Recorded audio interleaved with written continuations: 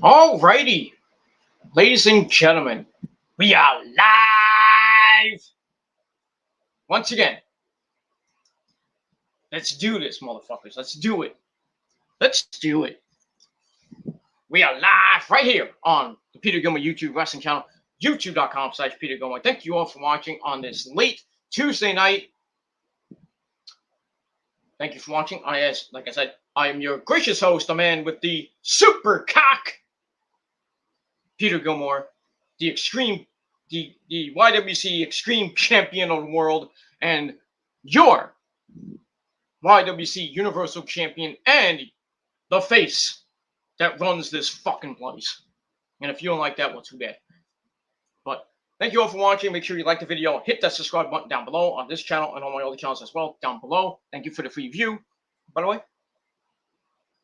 So, it is what it is.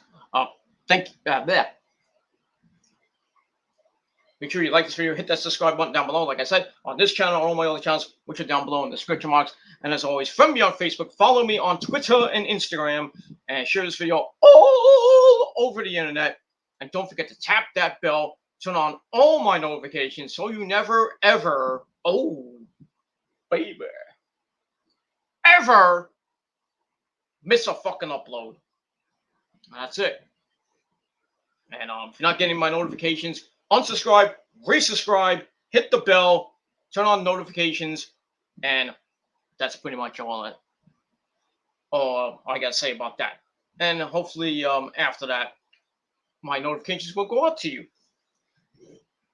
And if not, well, blame that cunt Susan. And it is what it is. All right, it's fucking hot. Once again, in this goddamn house, because the humidity's going up outside. It's 75 degrees. Still overcast and cloudy, but we're going to be getting remnants of, was Tropical Depression Fred. We're going to be getting that. I thought we were going to get some rain today, but barely even rain today. It was a little bit sunny, so I went out for a little while just to go to the grocery store and came back, and yeah, all that other stuff because I need to go out. But tomorrow might be basically the same, might be a little overcast and everything, but I think we're getting the bulk of the rain and the bulk of what used to be Fred Thursday and Friday. But that's it. Tomorrow's going to be the only hot day this week. It's supposed to be 85 tomorrow with the humidity, so I'm going to be sweating up a storm like I'm sweating up right now. And your food is ready. And that's pretty much all I got to say about that. Then the temperatures go down a little bit, the mid upper 70s to low 80s. And that's basically it. But at least the weekend's going to be nice here in the Northeast. So that's good. I already got my plan. Anyway, we don't have any plans for this weekend. Basically going to be watching, Friday night, I'm going to be watching a ton of wrestling. SmackDown, Rampage, hopefully to see CM Punk in Chicago. And I'm going to be watching Glory by Honor. So that's my Friday night. And then Saturday, I got some things to do in the afternoon. But I'll be back Saturday night to watch SummerSlam and see how bad that fucking show is. And then I'll be back on this very channel to do my SmackDown review. So we'll get that. We'll talk a little bit about SummerSlam. And Sunday, basically gonna take the day off and stay in and then wait for a TakeOver to go on. And then after TakeOver, your TakeOver 36 review. And that'll be pretty much it as well. So, and also, actually,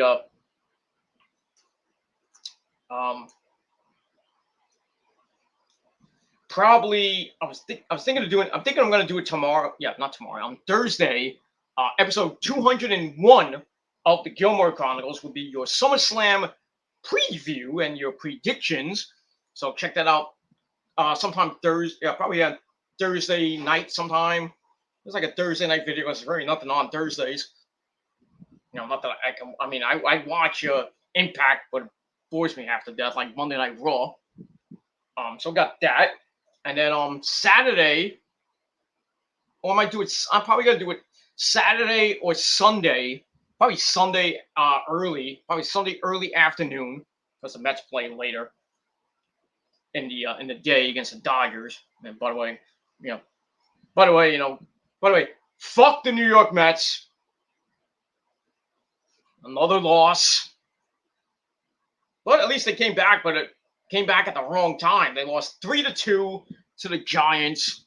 They're now 0-5 on this 13-game stretch with the Giants and the Dodgers. Probably going to get swept tomorrow. I think they got a 3 o'clock game tomorrow. Then they go down with 4 games against the Dodgers. They're already 0-5. So I thought they were going to win at least 6 games. No way. Unless they take tomorrow's game and they somehow take 3 or 4 from the Dodgers, and then when they come back home next week, they can sweep the Giants at home, which I doubt. So they can. I'm thinking they're going at least. I'll be generous, 3-10. That's it. They are horrible right now. They were 3.5 games behind the JD's Braves, who are just about to run away with that thing, and then JD's gonna yell at me and scream like, "Go stroke your cat, you fucking cunt." That's that. And the Yankees had a doubleheader, and they won the first game 2-1. And let's see here. The Phillies are losing. That's kind of good news for the Mets, even though they're 2 games behind them. But that was that. The Yankees swept the Red Sox today in a doubleheader, so now they are. I think they're a half game back of the second wild card, maybe the first wild card actually. So the Yankees are about to be in second place, probably by tomorrow. I told you, motherfuckers, when you thought the Yankees were dead, I said, the Yankees get red hot in the second half. They pick up a couple pieces in that trade deadline. They did, Gallo and Rizzo. I told you guys. Don't count the Yankees out. You don't listen to me. The Yankees are now surging, and the Mets are getting ready for the golf course.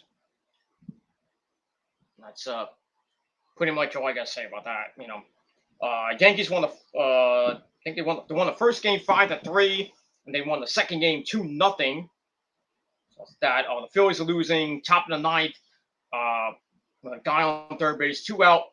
They're losing to the Diamondbacks, who beat them yesterday. Go figure that one out. They're losing 3-1. So unless something happens and the Phillies can come back in this game, then they might lose some round. Nationals won, whoop-de-doo, but they're too far back. I don't care. The Braves won tonight, 2-0 over the Marlins. So now the Braves have opened up a 4.5 game lead over the Mets, and they're going to be, I believe, 2.5 games up on the Phillies with 43 games to play. And the Mets are now they're under 500 for the first time since the beginning of this year. They were at 59-60. And the wild card race, they're 6.5 games back.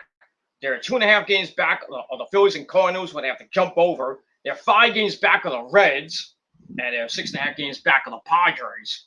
So they're going to jump over 4 teams to even get a playoff spot. With 40, let's see here. Yeah, 43 to play. They played 119 games right now. So they got 43 left. And at this point, the tragic number is about 36. So that's combined with Mets losses and Braves wins. So it is what it is. All right, looking at the standings, and for the Yankees are tied. Actually, they have a percentage point lead over the Red Sox. They have Yankees at 68 and 52, Red Sox 69 and 53. So there's a minuscule half game lead, with that. So they're 5 games back of the half game back. 5 games back of the Tampa Bay Rays. That's that. For anybody who cares, Otaku, your Orioles have lost 13 in a row. At least you're not the Cubs who lost 12 in a row. Actually, no, I take that back. I thought it was the Cubs, but they won tonight. The Cubs had a 12-game losing streak and they won tonight, so it is what it is. And like I said, the Mets are now 4.5 games back. Phillies are about to probably just lost now. Phillies are 61 and 58, 2.5 games behind the Atlanta Braves, who are 64 and 56. They have a 5-game losing streak. The Mets have a 5-game losing streak. Oy, oy, oy. And pretty much that's it. Like I said, the Mets are 6.5 games back on the wild card with 43 to play. They have to go on a humongous run between now and the end of the season. They're not going to have DeGrom, and DeGrom's going to be done for. I think DeGrom's done for the year. It sucks. Syndergaard threw up a mound today. Still in the Lindor. He looked okay. He looked pretty good. Not that it matters. If we need him, he's going to be in the bullpen. So it is what it is. And that's that. So the Yankees, they are tied for the wild card right now with the Athletics, same record, 68 and 52, and 5 games back of the division. So. And they got 120. They played 120 games. So they got 42 games left. That's it. So like I said, Yankees are surging, and the Mets are, it looks like they've given up.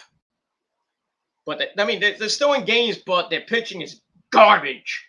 They're hitting. They can't hit a goddamn ball until like the late innings. They'll just fucking wake up. It is what it is. Stroman really didn't pitch that great. Another Jekyll and Hyde game. So I don't know if he got the win or whether he lost. I don't care. But so the Mets have lost 5 in a row. They got swept by the Dodgers at home and about to get swept by the Giants on the road. Then they got the Giants for 4 games starting on Thursday. Oh God, it is what it is. And that's pretty much it. The Phillies have lost. They got a run, but didn't matter now. So the Diamondbacks. They won 3-2, so the Phillies are now 2.5 games back, and that's it. And the only game left playing right now is in the top of the 6th, Dodgers 4, Pirates 2, and that's it. Tomorrow for the Mets at 3:45 on SNY. If you want to watch that, you can listen on the radio.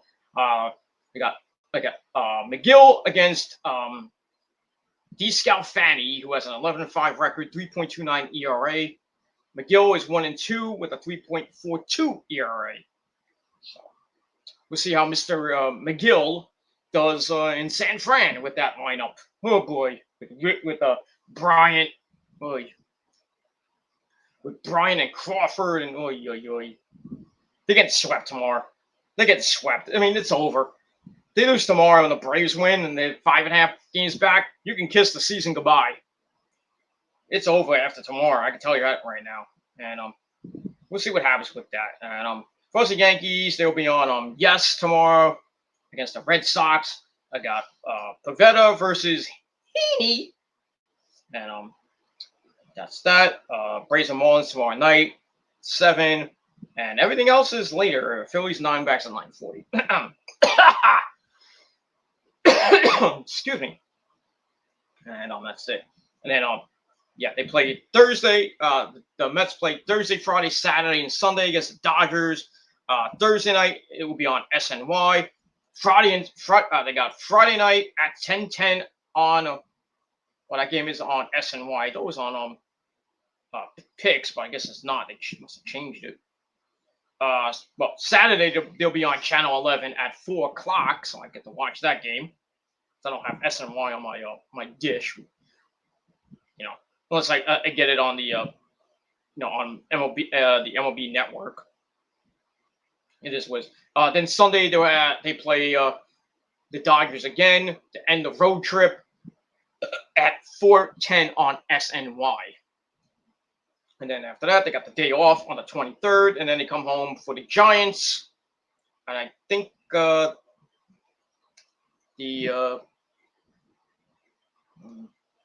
second. They got the Giants, and I think Washington, and then Miami, the next homestand. So yeah, we'll see how we do that. And then they got Philly on Labor Day weekend for 5 games. 5 games or was 4 games? Wait, hold on 1 second. Gotta go back to my notes.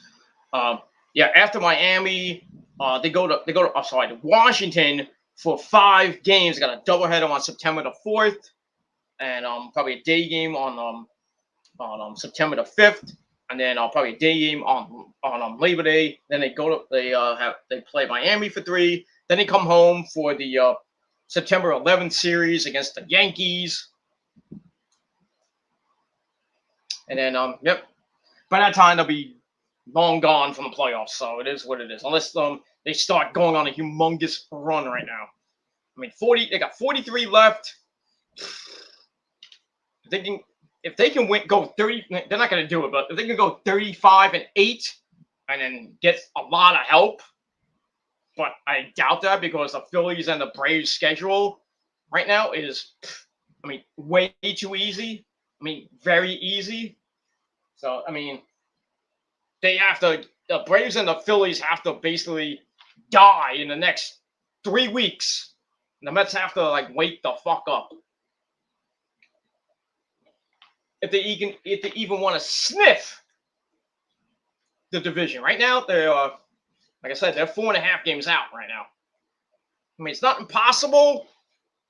I mean, stranger things have happened, especially in, 69 when they came back, and then 73, the division was crap, and then somehow they won near the end of the year.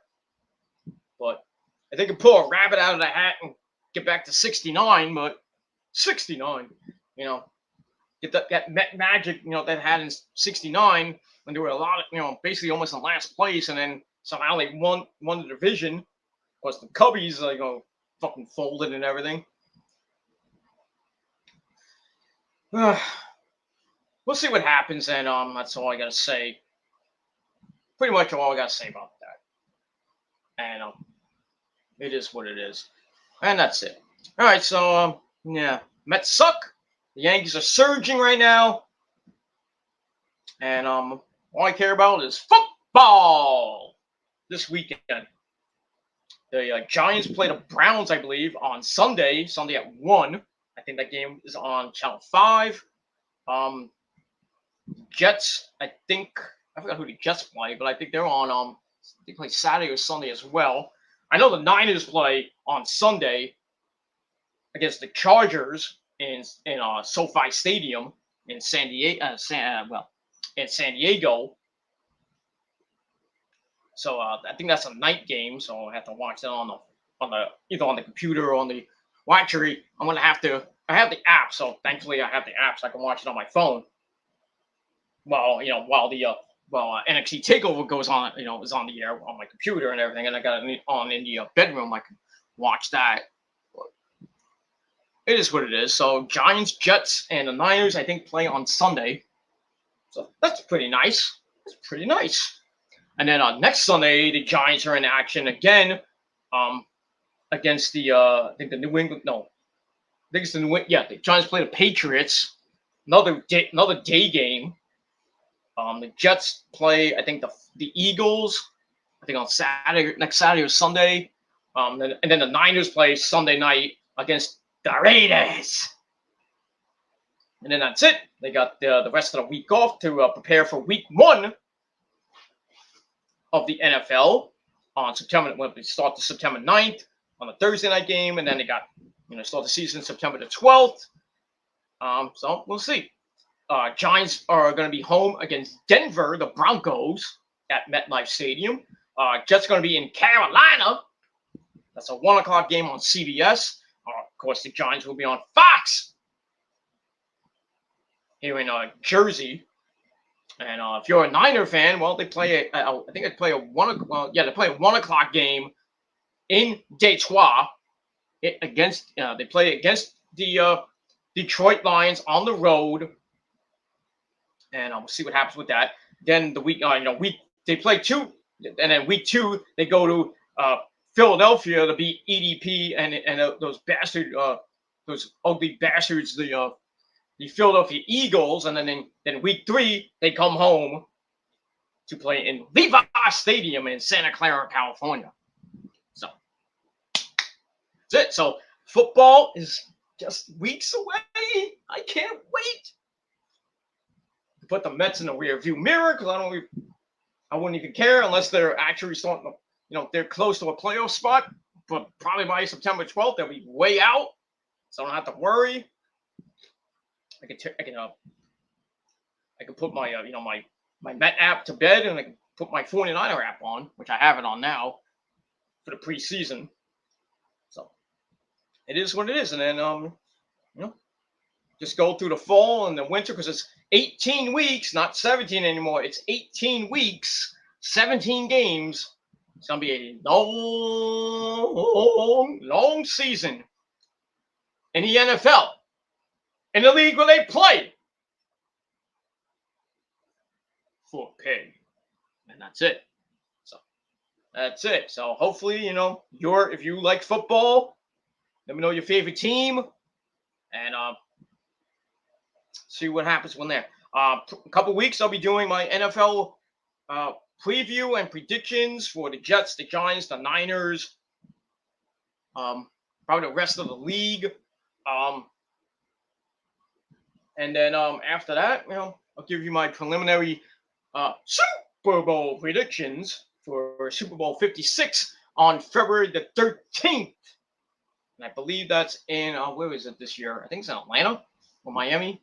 I forget what the Super Bowl is, but I know it's the day before Valentine's Day, February the 13th at 6 p.m. I think that game is on. It's not on. I think it's on Channel 2 again. So we got that, and see probably by Thanksgiving we'll find out who's going to be performing and everything, and hopefully I think it's going to be I think they had fans last year at this year I should say at the Super Bowl because they had it in a different location, didn't have it where it's supposed to be, and we all know who won the Super Bowl. It wasn't the Chiefs. That's all I gotta say. I forgot who won it's Tampa Bay won the Super Bowl, as we all know. Brady and company won the Super Bowl. So we'll see if they can repeat this year. I don't think they have a chance, but I don't think they will. But it is what it is. It's gonna be a dogfight this year in the NFC.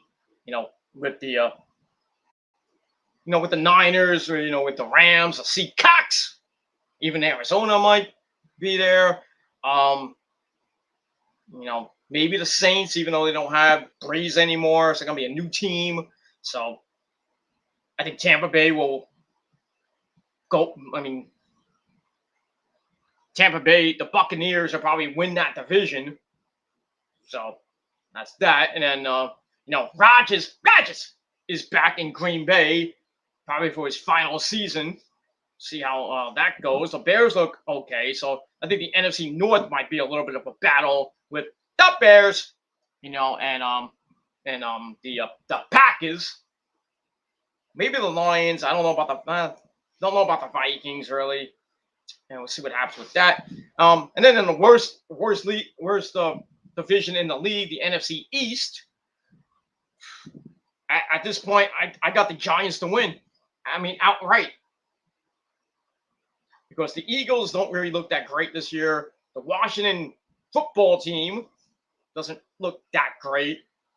And the Cowboys, you know, how about them Cowboys? Well, the Cowboys don't have Dax Prescott because he's still injured, and I don't know when he's coming back from that leg injury he had, a gruesome leg injury he had last year.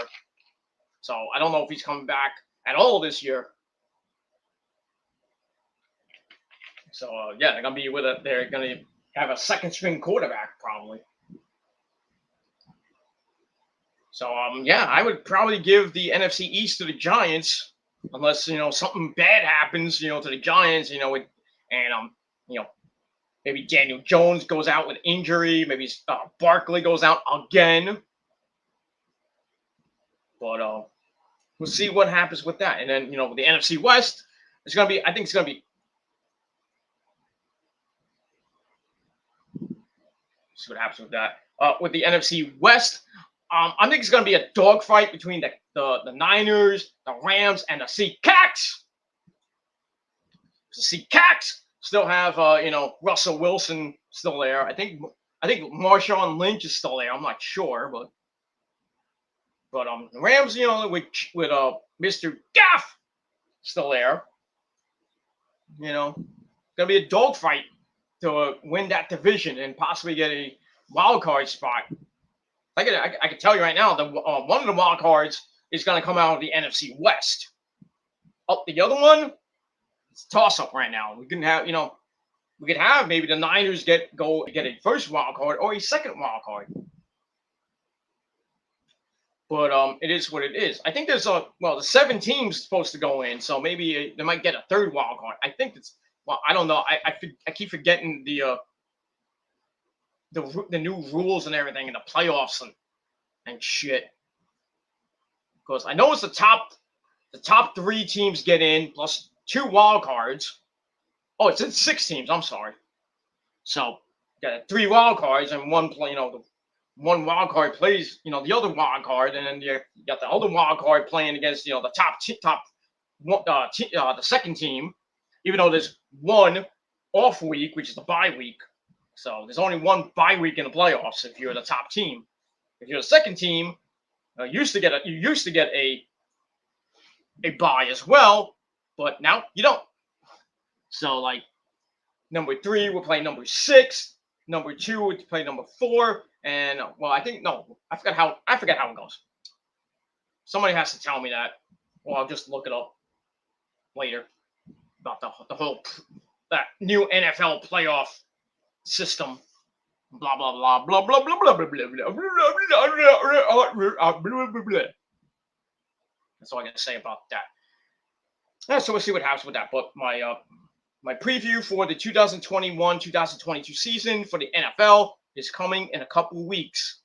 Probably on episode 203 or 204. Probably 204 of the Gilmore Chronicles, because I want to do 203 will be my Labor Day vlog. And I will not be going live for that. I'll be I don't even know what I'm doing Labor Day. I might be home, or I'm probably gonna be down at the Jersey Shore. So, but we'll see. Maybe I just probably be Saturday, Sunday, and probably Monday. If the weather's good, I might go down to my old stomping grounds. Go down to Brooklyn, New York. And maybe go to the beach and go to Coney Island, maybe go to Nathan's and have a hot dog with the missus and everything. But we'll see what happens with that. But we'll get there. We're only like a couple of weeks away. Actually, basically it's almost a week from Sunday. That's Labor Day weekend, ladies and gentlemen. So, the summer is just about over, and then we got 2 hurricanes coming. Oh, great! Got Tropical Storm Grace, which is about to hit Florida. I think I haven't looked at the from the last video I saw, that Grace was about to hit it hit Haiti, which is not great. Then it's supposed to go through Haiti and Hispaniola and everything like that, and then hit Florida. It depends on the tracks. It might hit might hit like Miami or Key West and then go up almost the same path as Fred did, or if it turns, it's going to go on the east coast of Florida and then kind of curve up and maybe go up the Carolina coast and maybe hit, New Jersey and New York, possibly as a tropical storm or maybe a Cat 1 hurricane. Hopefully not, but we'll see. And then behind that is tropical depression or tropical storm Henri, I think it's called, or Henry or whatever it is. That's behind that. That's basically taking the same path as Grace. So yeah, hurricane season is now winding up now, and we're about to hit peak hurricane season right around Labor Day and a little bit after Labor Day. So sucks, especially sucks, that the missus is down in Florida. I think she's the bat down the hatches for possibly Grace's landfall, but she's down there. She doesn't have to maybe worry too much about that. But I don't know. Like I said, I don't know when she's coming back. If it's this weekend or maybe next weekend. But hopefully, if it's next weekend, then I don't think she'll have a problem with Henri probably be gone by then. But we'll see. Hopefully, here I have no problem with that. But God forbid we do. But it is what it is. But just like, tomorrow, Thursday and Friday, we're getting remnants of Fred. It's just going to be rainy and yucky and blah and boring. So really can't go out and do anything. Can't go for a walk. Can't really do much. So I'm probably just going to stay and watch some TV. Maybe watch some porn. I don't know. Maybe play my PlayStation 4. I haven't really played any video games in a while, but maybe I'll play a couple of games just to unbore myself. But it is what it is, But, I still got work to do and everything. But that's that. My job and everything. That's it. All right, I wasted a half hour of your time with the weather and sports crap. But let's get to another sport. And that is professional wrestling, ladies and gentlemen. Professional wrestling. And right now, ladies and gentlemen, before we get to that, check out my video I did earlier today about Goldberg and possibly wanting to face John Cena, possibly after SummerSlam, and might be at the Survivor Series in Brooklyn, New York on November the 21st. But we'll see what happens with that. But Goldberg did, said he wants to face John Cena after SummerSlam. Now, I don't know if they'll be for the titles, if both of them win the titles on Saturday at SummerSlam, or it'll just be a straight-up one-on-one match, but we'll see. But I gave my thoughts about that. I did it was a response to fan of YouTube's video. I put his video in the description box. You can sub to his channel, blah blah blah, and then you can watch my video. Leave a like, leave a thumbs up, comment, do whatever the fuck you want. And that's all I gotta say about that. But right now, on this late Tuesday night, August the 17th, 2021, if you're watching now from somewhere else, it is now August the 18th, 2021. It is time, right here on the Peter Gilmore channel, it is time for your late night NXT review for August the 17th, 2021, from the Capitol Wrestling Center in St. Petersburg, Florida. All right, this is the go-home show before this Sunday's NXT TakeOver 36 event from the Capitol Wrestling Center in St. Petersburg, Florida, of course. And this is, I believe, well, it wasn't, I think it was taped because I didn't really say it was live. I don't think it was live. I don't know if it was live, but this was, well, if it was live, this is the final live edition of NXT, because as of Monday, there will be taping episodes of NXT for the next few, for the foreseeable future. And that's it. So Monday, they will be taping the aftermath of TakeOver 36, which will be shown on Tuesday. And then while that's going on, while we're watching, this week's episode of NXT, they'll be taping next week's episode of NXT, and then that's how it's going to be. They're going to be taping on Monday and Tuesdays, so we'll see, progressively over the next week. We'll see like one after another from the Capitol Wrestling Center until they actually tell us that they're going to go live again on the USA Network. And the USA Network is not happy with Vince McMahon and the WWE for basically doing this. They're not excited about what's going to be happening with NXT basically being taped shows. They want live shows, get their ratings up. Right now, NXT's ratings suck. And it is what it is. Speaking of ratings, the Raw rating came in and went up a little bit, even though the show sucked. They pulled a last week they did 1.79. This week they did 1.805. So it went up just a little bit. Didn't go up that much. So they got being like up and down for the past couple weeks. I think the demo they did, I think a 0.55 for the demo. I think it was 0.55, which is okay. I mean, not great, but rating's still 1.8, right under 1.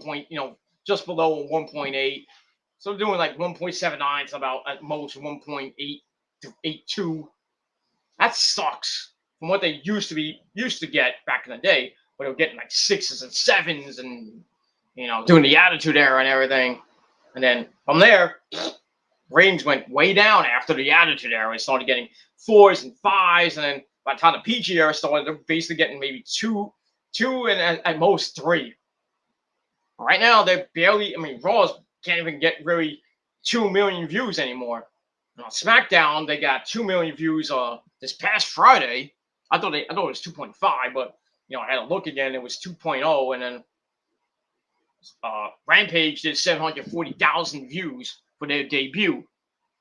And I can only imagine what this week's Rampage will be if, that's a big if, CM Punk is on Rampage. Because if he is, that rating is going to go sky high.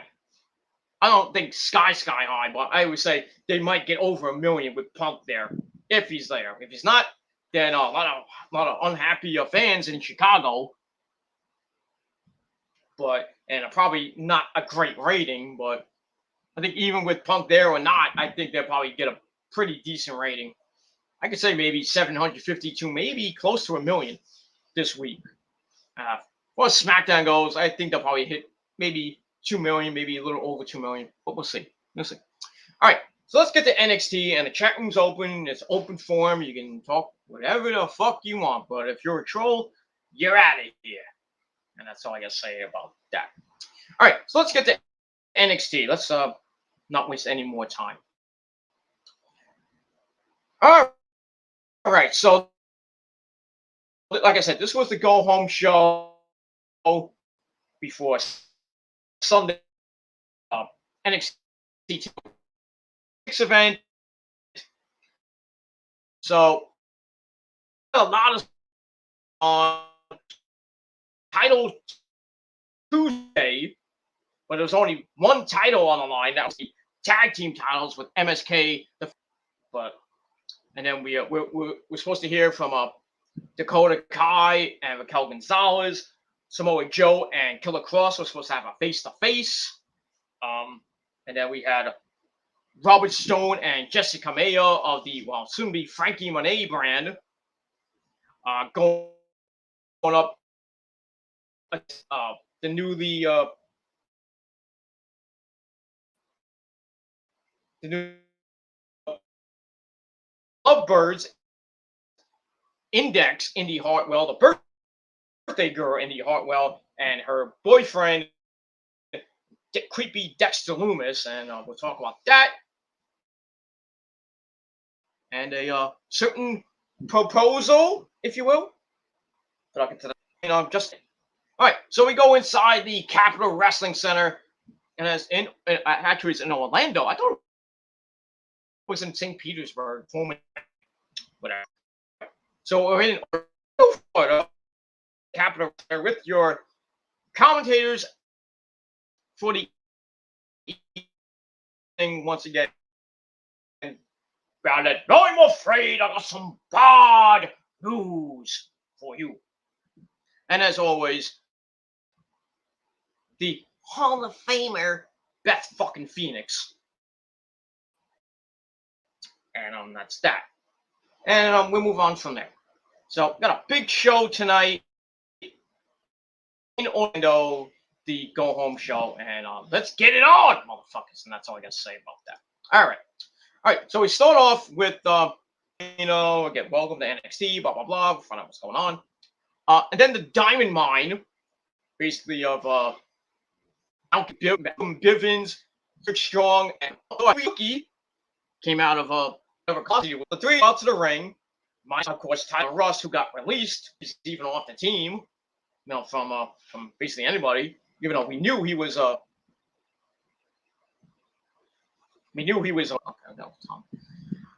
so we had that. So he goes to the ring. We're supposed to face Kushida for the cruiserweight. Before NXT tonight. Kushida, they usually do the, they go to the doctor to make sure they can clear the wrestle and everything. Kushida was not medically cleared. Something happened with him. I don't know what, but Kushida was pulled from NXT. He might have had an injury we don't know about, but they took the title match off and they gave Roddy an open challenge, which Roddy did not like. He wanted to get the cruiserweight title from Kushida, so they'll probably be doing that when Kushida gets better and when he's medically cleared, which will probably be in maybe a week or two, or maybe 3. Who knows? So we had that. So they come out, and Roddy's waiting for his opponent for the open challenge, and who should come out but the man who will take on Walter in the UK Championship at TakeOver 36. That man is Ilya Dragunov. And this looks like it's going to be a barn burner of a match. And that's that. So we get into it.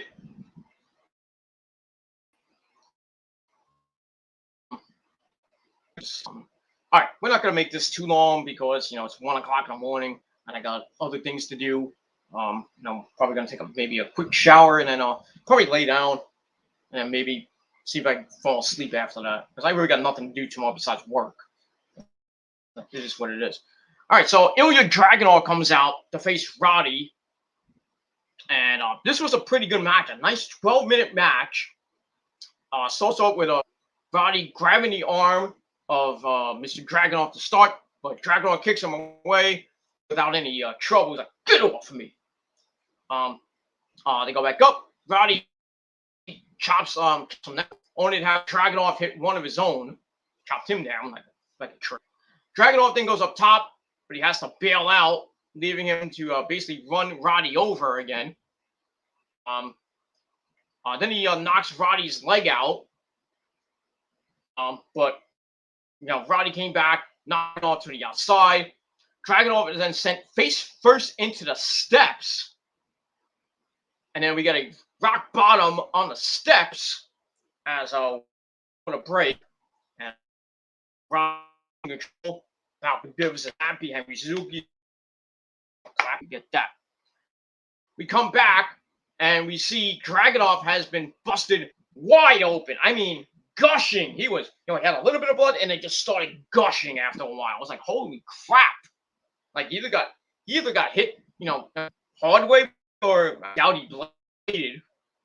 But it's probably, there's no blading as far as I know in WWE anymore. But I think he got hard way blood, getting hit, face first into the steps. Yeah, they can open you up. But, it is what it is. So, gushing blood. And, AJ Pereira, the referee, puts her on her gloves because, we don't want HIV. So, but somehow I thought we were going to, he was going to pass out or something like that. And the match might have been stopped, just for stupid blood. But, Dragunov persevered.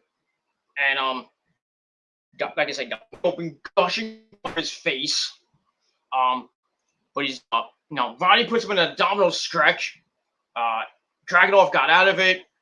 Then he hit some German suplexes. Roddy in trouble, and then he hits an Inzagiri, setting up a reverse T-bone suplex. Then he almost hit it, ran into Gary. As goes off the ropes, hits a torpedo Moscow. Actually, he goes for it. Roddy hits a jumping knee to the arm, but Dragunov pops right back up. This time, he hits the torpedo Moscow on a second try, and he pins Roddy 1, 2, 3 at the 12:09 mark. And that's pretty much all I say about that.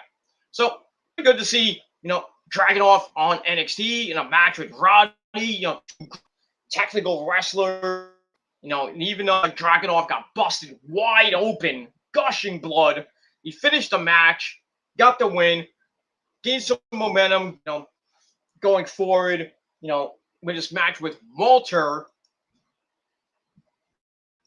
on Sunday night at TakeOver, and we'll see what happens with that.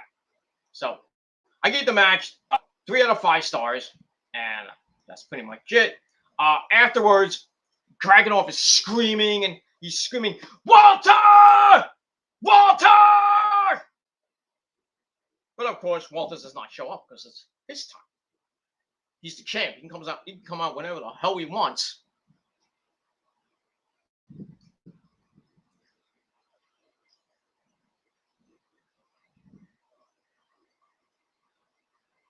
And that's pretty much all I gotta say about that. So we'll see what happens with Dragunov and Walter. With Walter coming up this weekend at TakeOver. And that's all I gotta say about that. And we'll move on from it. All right, after that, we get to a prime target segment or video that they usually do to hype up a main match. So this prime target video is about Adam Cole, Kyle O'Reilly 3. I think they did this for the first one, actually, the unsanctioned match, which is very good. This one, another very good prime target video.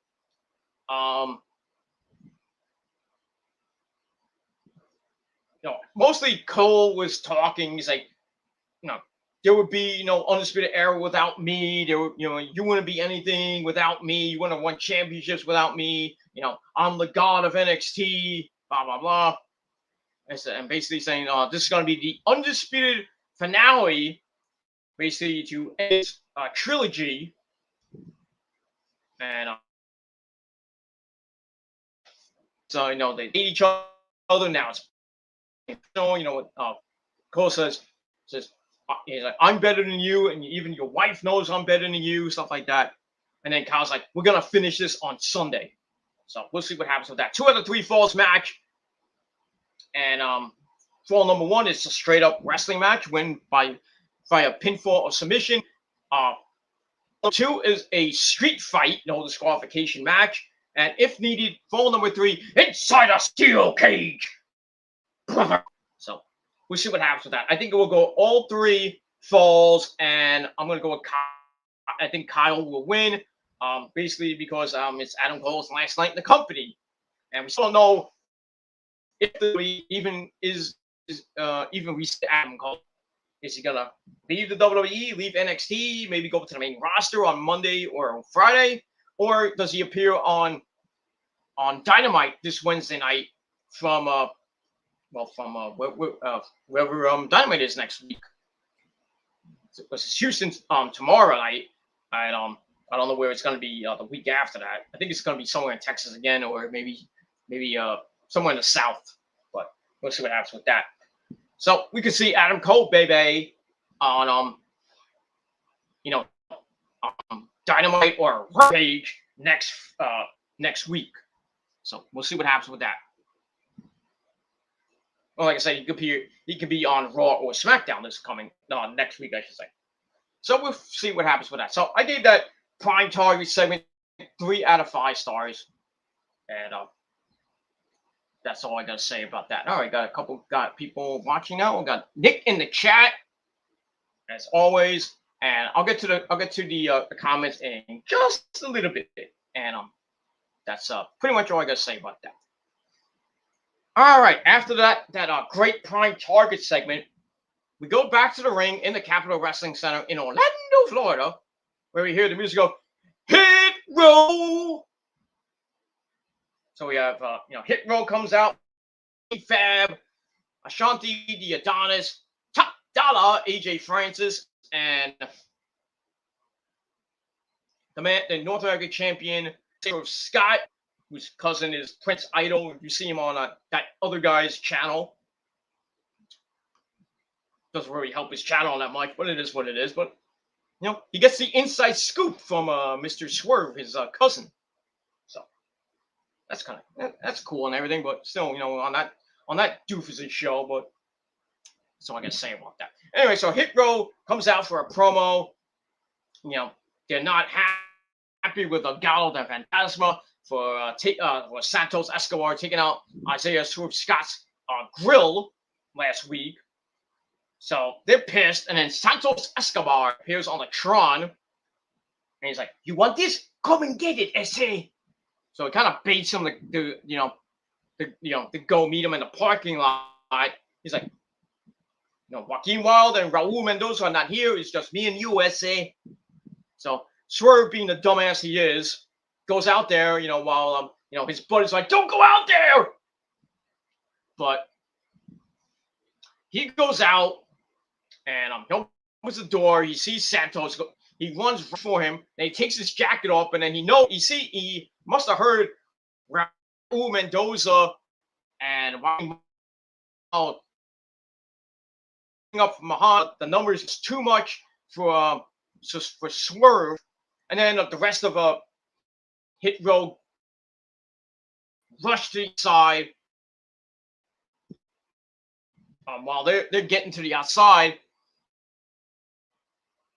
Legado tries to Santos Escobar puts his hand in Swerve's mouth again, maybe to take out the rest of his teeth. What the hell he was thinking anyway. But Hit Row thankfully save him. So they beat each other up on the outside. Joaquin Wilde and Mendoza. They have the upper hand on Top Dollar, and Ashanti Adonis. Top Dollar, Wall. They're fighting, and then B-Fag grabs a pipe and bam, right in the gut of I think it was Raul Mendoza, and basically after that, Hit Row beat the crap out of Santos Escobar and the rest of his crew. They all parking, and that's it. So more going on with that storyline, with Top Dollar and Ashanti Adonis, and what's his name? Raul Mendoza and Joaquin Wilde. That storyline continues on. That tag team, those two tag teams go on, and Santos Escobar and Isaiah Swerve Scott still continue to feud over the North American title. So we'll see when they meet up next, and we'll see what happens next week on a taped edition of NXT from Orlando, Florida. So I gave that 2.5 out of 5 stars, and that's all I got to say about that. And we'll move on from there. All right, after that, we get a segment with our good friends Eli Drake, the $1 million champion, and that's not a fact of life. Well, that's not an insult. That's just a fact of life. Yeah, dummy. Yeah. It is. So we see Eli. He's working out in the gym, and he finishes up Cameron Grimes to the moon. Mr. Butler Grimes. He comes in. He's like, "Let me wipe you down there, Eli." So Eli's still not happy with Cameron, and and he's like, "Go get me a water." So while Cameron's getting the water, he goes over to Josh Briggs, who was in the NXT Breakout Tournament and lost. Sucks. So he goes over to Josh Briggs. He's like, "I'm giving you $5,000 now, and I'm gonna give you another $5,000 if you beat Cameron tonight." So basically, he's getting, if he wins, if he pins Cameron, he gets a big old $10,000. And that's it. And so we got Josh Briggs and Cameron Grimes coming up next. And that's it. So I gave that 2.5 out of 5 stars, and we move on from there. All right, after we see Imperium, Fabian Aichner, and Marcel Barthel with the UK champion Walter. They're in the back. They cut a promo, and basically Walter cuts the promo, and it was like they don't like people like MSK, and they're here to get rid of people like them, and basically saying they're bring excuse me, they're gonna bring respect and honor to the sport of professional wrestling, which, as we all know, it's a sport. Absolutely. Not sports entertainment. It's a sport. That's all I got to say about that. All right, so I gave that 2.25 out of 5 stars, and we'll move on from there. All right, after that, we get to our next match. Josh Briggs versus Cameron Grimes to the moon. You know, one of Rose's favorite people in NXT, next to who? Our good old friend Adam Cole, baby.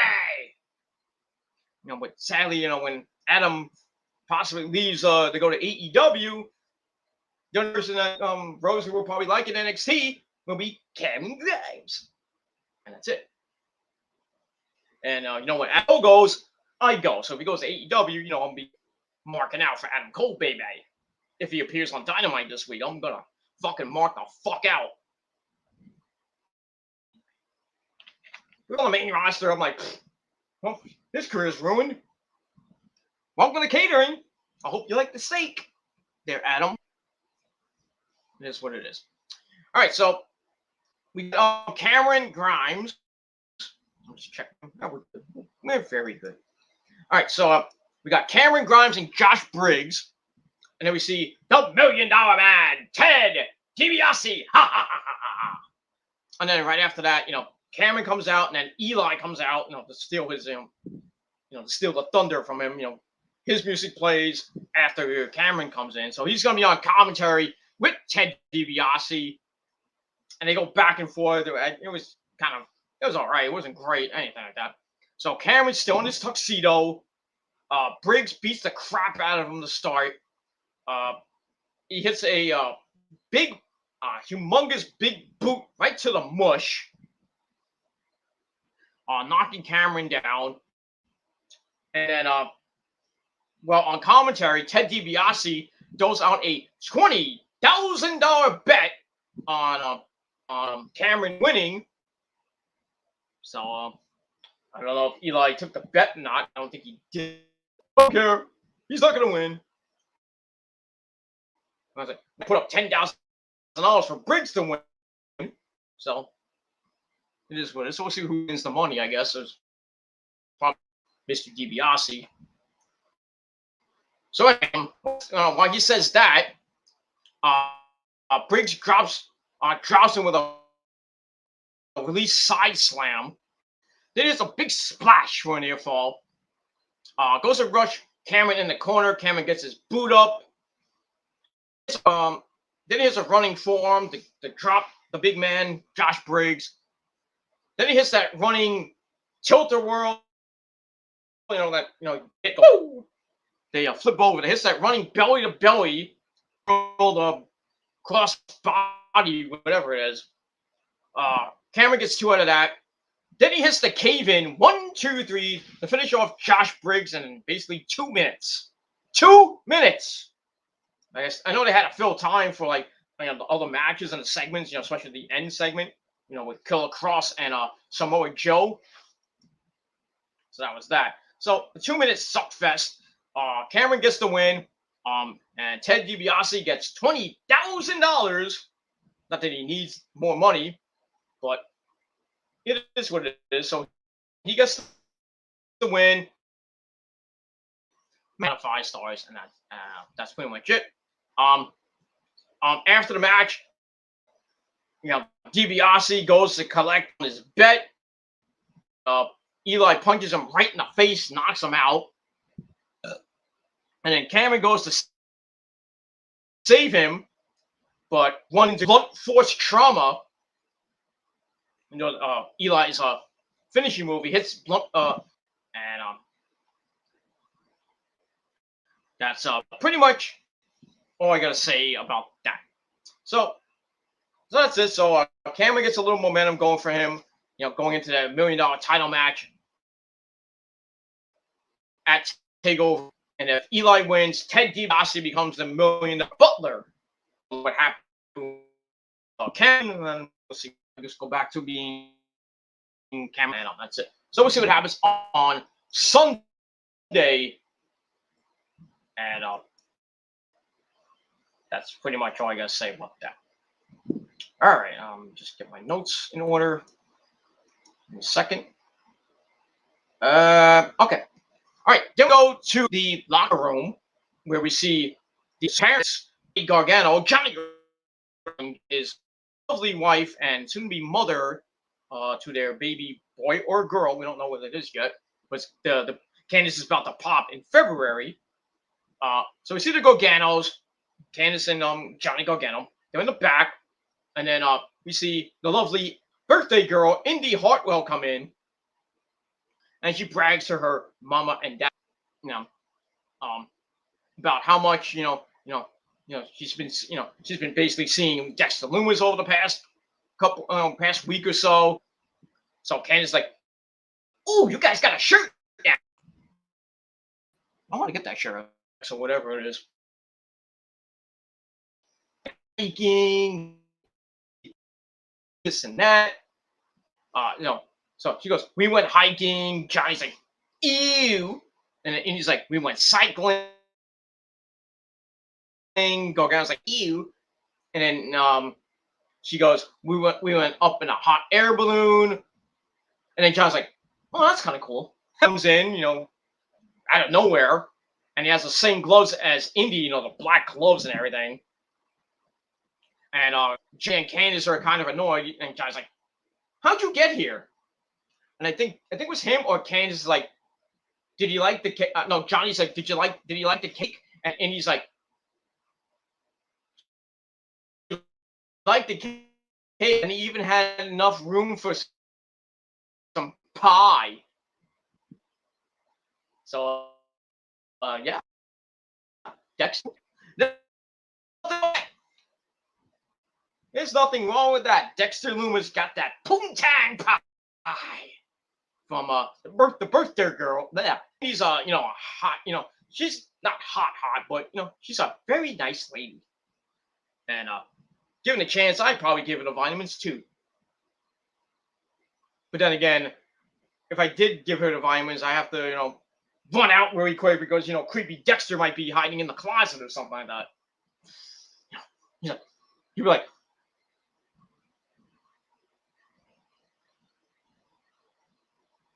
because you can't speak, you just be like, with his creepy eyeballs and this creepy stuff, and then with his creepy way he gets in the ring and shit, like, "Oh God, damn, where'd you come from?" But I'll be like, "Your turn." After I give Indy the vitamins, she probably wouldn't even want Dexter Lumis. But I guess it was too late. That's fine. I'll have the sloppy seconds. It's okay. Nothing wrong with that. But, happy birthday to Indy Hartwell. She's got her boyfriend, Dexter Lumis, and they're going to be in a mixed tag team match coming up against Robert Stone and Jesse Kamea of the, I don't even know. Well, looks like it's going to be the Frankie Monet brand or the Taya Valkyrie brand. So we'll move on from there. So so I gave that segment 2.25 out of 5 stars. All right, then we go to we stay in the back. We have Mackenzie Mitchell in the back. She's interviewing the women's tag team champions. Yeah, they're still, there are women's tag team champions. If you didn't know that, Zoe Stark and the lovely third wife of mine, Io Shirai. Io still does not look pleased with Zoe. And Zoe's, talking about, I want to, I'm trying to be friends with you. I was like, I have no animosity to you, blah blah blah. They're trying to get on the same page, but then Io's like, she's like, that doesn't matter to me. The only thing that matters to me is that we are champions. It's like, I don't give a shit about our friendship, but the only thing I care about is, defending my belt. So fuck you, Zoe. I like cats. I eat sushi. You don't. Fuck you. Fuck you. I go have sex with Peter Gilmore now. So it is what it is. That's why Io's in my bedroom right now waiting. She's watching a Japanese anime right now. So after I edit this up, I'm going to be giving her the vitamins. And that's pretty much it.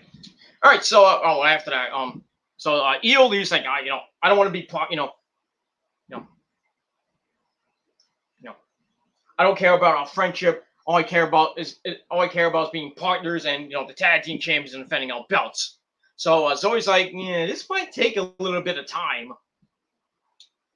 I still think Io's gonna turn on her, or maybe Zoe turns on Io. I mean, as much as I want Io to go back to being a heel and going like a monster heel like she used to be, oh boy! Remember when she first came into NXT? She was a monster heel. And they turned her for some odd reason. I really didn't like her as a face that much. If she goes like back to a heel, like she was in the Black Lotus tribe. Woo boy! I would hate to be anybody in that women's division, but we'll see. It could go either way. Zoe could turn on Io, then they start their feud. Io will whip the fucking shit out of her. But Io can turn heel on Zoe, still kick the shit out. But we'll see what happens with that. I don't even know when they're gonna defend those goddamn belts. And who they're gonna face. I'm thinking they're gonna face Naru and Kaden Carter. Maybe that'll be their first challenger. I think they could beat them. I'm still thinking that too.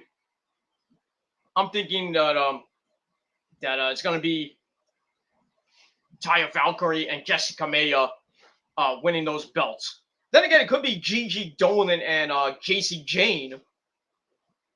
And we'll see what happens with that. And there's a couple of tags ready, waiting in the wings. There's really 3 tag teams waiting in the rings, in the wings for the champs. And we'll see what happens with that. And we'll see what happens with the women's tag team champions, and that's it. All right. So like I said, I gave that segment 2.25 out of 5 stars. And we'll move on. How much time do I got? All right, then we get to our next match, mixed tag team match. Jessica Maya and Robert Stone, or Robbie E. They take it on Index, Dexter Lewis, and their birthday girl, Indy Hartwell. They come out first. Sorry, I just gotta do that. Dexter comes in, he always slides and does his, the way he comes in. And then Indy comes in, does the same freaking thing, kind of creeps Dexter out a little bit, like, what? And then, they do that, and then Indy looks over at Beth fucking Phoenix. He's like, come on, do it! I'm telling you, I think Beth Phoenix is going to be their manager or something like that. Because she's supposedly like, I don't know what she is to them, but it is what it is. So anyway, get this match. Match was kind of 9 minutes of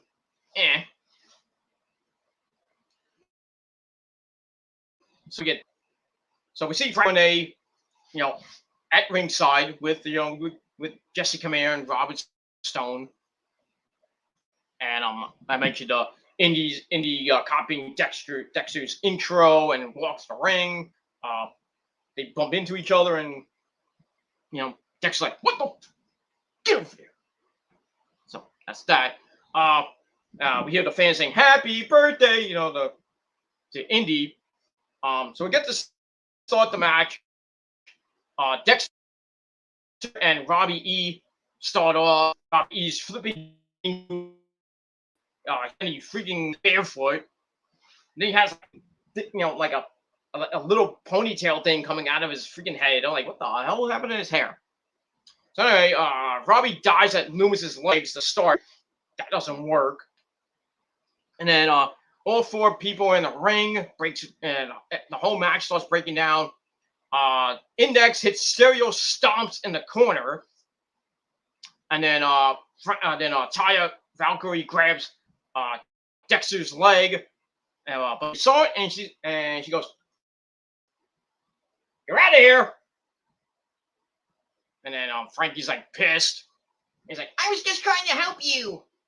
So she's gone for the night. Come back. Indy's finding out of trouble. He brings in Dexter. He comes in the house. He Buster sends him to the outside. Back in, Jesse Kamara grabs a half crab on Indy, and Dexter's like he's looking like trying to help his friend and everything. Gets the ropes. He gets the ropes, and then more chaos happens. All four people in the ring. Robbie misses a slingshot dive. I mean, Dexter was like right here. Freaking Robert Stone's right here. Then he tries, he slingshots out and misses Dexter by about 15 feet.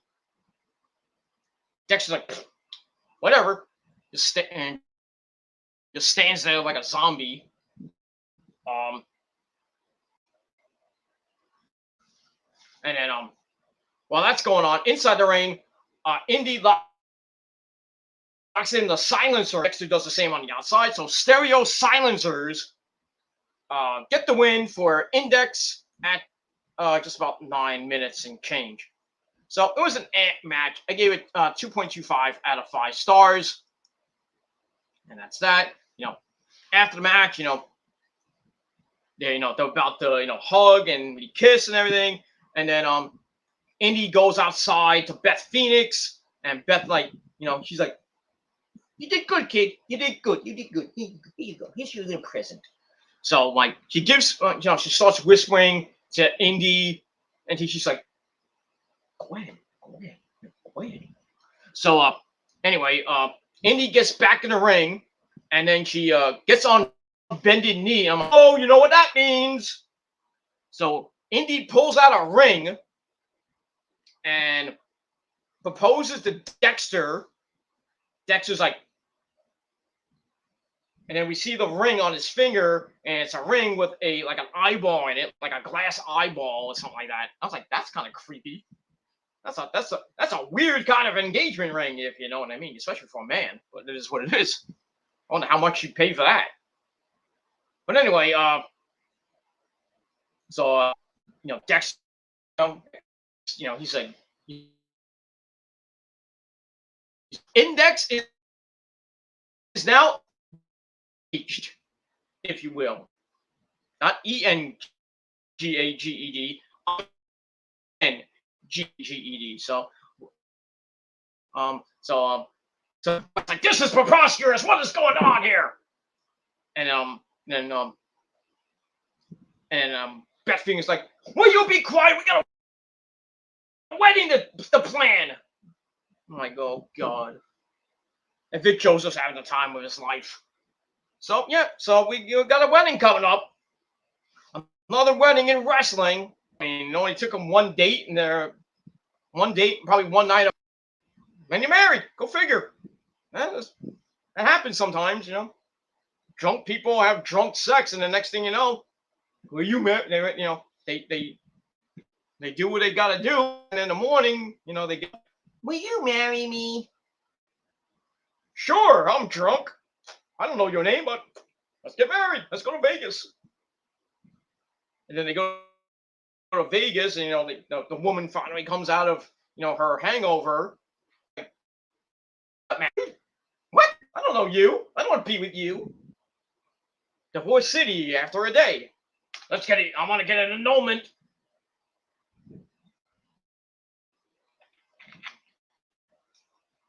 It is what it is. So yeah. So Indy must have got that good, the good vitamins from Dexter and the good milk, if you know what I mean. And she's like, oh, I'm getting married. So I'm gonna have a good old fashioned wedding coming up on NXT in the next coming weeks. But as we all know, wrestling weddings never ever work out. As we all know, we haven't seen a wedding not get ruined in professional wrestling for 30, 40 some odd years now. The only one that did not get ruined was way back in the WWF with Uncle Earl and Bertha Faye. The only one that did not get ruined. That was back in like 83, 84, I think. Plus the WrestleMania time, I think. That was it. And I remember that one. I wasn't there, but yeah. But every wedding since has been ruined. Macho Man Randy Savage. Oh yeah, Miss Elizabeth. Ain't that right, Miss Elizabeth? That's right, Randy. Jake the Snake and The Undertaker ruined that one. Stephanie and Tess got ruined by who did it get ruined by? I think they got ruined by Triple H. Was when Triple H took it to Vegas and they got married, and Stephanie was like drugged or got really drunk or something like that. Got that. We were supposed to get Stephanie when she was like really, really young and hot back then. Not that she's hot now. Hi, Steph. She almost married The Undertaker, and then Stone Cold had to come save her and everything. That was ruined. A ruined wedding. What else? Edge and Lita. Oh, not was it? No, Kane and Lita was ruined by, I forgot by who. I think it was Edge. No, I think it was Edge or Eric Bischoff or something like that. Edge and Vicky Guerrero got ruined by Dolph. No, was it John Cena or Dolph Ziggler? I think. Daniel Bryan and AJ Lee, that got ruined by, I think, Punk. I mean, there's a lot. I mean, I can't really name all of them off the top of my head. Even Stephanie Triple H's mock wedding was ruined by a fake pregnancy by Stephanie. It is what it is. How can you do this to me, you slut? So that got ruined. I mean, there's so many in wrestling that got ruined. WWE, WWF at the time, in the day. TNA, the only one wedding that happened was Braxton Sutter and Laurel Van Ness, Chelsea Green. That got ruined by Braxton Sutter saying, "I don't want to marry you, Laurel. You're a fucking nutcase." I love Allie. Braxton and Allie were real life married couple and everything. So that was ruined. Mike Bennett being drunk off his ass, and you had Drake Maverick there, and Maria Kanellis, and Allison Kay, and everything. That got ruined. Actually, there was another TNA wedding. Who was it? Black Machismo. Ooh yeah, Black Machismo. Jay Lethal was supposed to get married to that hot piece of ass. What's her name? SoCal Val, and that got ruined by Mr. Sanjay Dutt, with his crappy gimmick. Then they had that ladder match they had. They had like the ring on a pole, the wedding in the sky match. What it was, I forgot what it was called, but it was like him and Sanjay on a ladder match, and I think they had the wedding ring on the ladder. They had to get go up to the top to get the ring to win. And SoCal Val turned on Jay Lethal, and then got with Sanjay Dutt for a little bit. So that wedding got ruined. in TNA. Ring of Honor never had a wedding, as far as I know. New Japan, as far as I know, never had a wedding. In any of the events, and this past wedding in AEW with the Kip Sabian and Penelope Ford, and Miro was the best man, that got ruined by Orange Cassidy and the best friends. Give me a hug. That's it. So now we got another wedding on our hands. Dexter Lumis and Indy Hartwell probably get ruined by Johnny and Candice, and probably other people. It's not going to end, be a happy ending. Because as we all know, wrestling weddings never end happy. I mean, it is what it is. And that's it. So, get your your suit and tie ready for the eventual wedding of Dexter Lumis and Indy Hartwell on NXT in the next couple weeks, probably. But we'll see what happens with that. And we'll move from there. And Beth Phoenix is so happy. He's like, oh, I'm so happy. And, Wade Barrett's like, this is crap. That too. All right, and we move on. All right, then we go to the back. We have Mackenzie Mitchell. She runs into the Diamond Mine. She tries to talk to Roddy about the Ilya Dragunov, but then Malcolm Bivens basically talks and says that, well, the loss to Ilya doesn't count because Ilya's not a cruiserweight. He's he's a heavyweight. So basically, he's like, Roddy still gets the cruiserweight title against Kushida, which I think he will anyway. So it doesn't matter if he lost anyway. It is what it is, and that's all I gotta say about that. And we'll move on. So I gave that 2.25 out of 5 stars. Sit down interview, even though Dakota Kai wasn't really sitting, between Dakota Kai and Raquel Gonzalez, the NXT Women's Champion.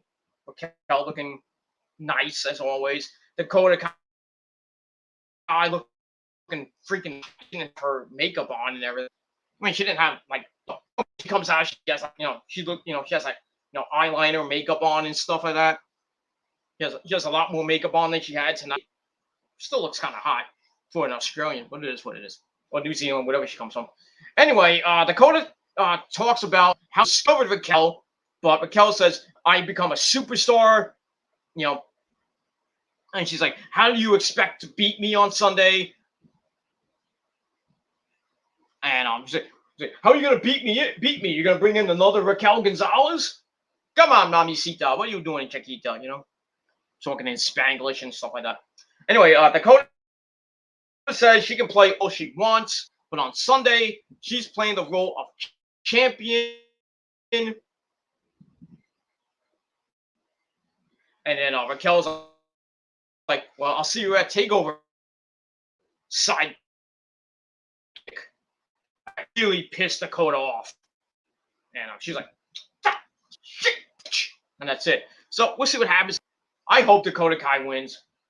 I'm pulling for her to win. I said it a long time ago when Raquel won that belt. I said Dakota Kai is probably going to turn on her and win that title. And we'll see what happens on Sunday. Right. Most of the times I am right because I'm very important, Peter. I'm Mr. VIP, goddammit. I'm always right most of the time.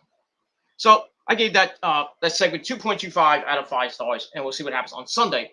And like I said, hopefully Dakota Kai wins, gets the belt, goes on a nice long run with it. Because I really don't like Raquel Gonzalez's reign as of late. She's kind of boring. And the only credible person she beat was Io. She basically she knocked out Xia Li, another title defense, and where it wasn't anything to write home about. The days when she was a monster heel, when she was like beating the crap out of Rhea Ripley and putting her through the stage, and that last woman standing match before Rhea Ripley went to the main roster and everything. Ever since then, Raquel has been like boring. the fans kind of like her, and mostly the Puerto Rican fans and Spanish fans, like, oh, Chiquita, oh, Latino, Masita, she's talking in Spanish and everything. And she also beat Mercedes Martinez, who basically got released. I think she got released. Yeah, she did get released. And she's probably she might be going to AEW. I don't know, but if she's not going to AEW, I could probably see her in the NWA or maybe in Ring of Honor or go to Impact or go back to the indie circuit. Like Shimmer and Shine, and maybe go to Japan, go to Joshi or Stardom or whatever. But we'll see what happens with that. But can't wait for Sunday. I hope Dakota Kai wins. I really do. She deserves that belt. And that's it. All right.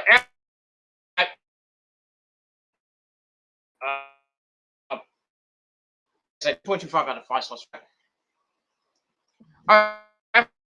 In the finals of the Scout tournament, we had Duke Hudson taking on Christian Casanova, otherwise known as Carmelo Hayes. The winner of this match will go to the finals next week to face Odyssey Jones in the finals.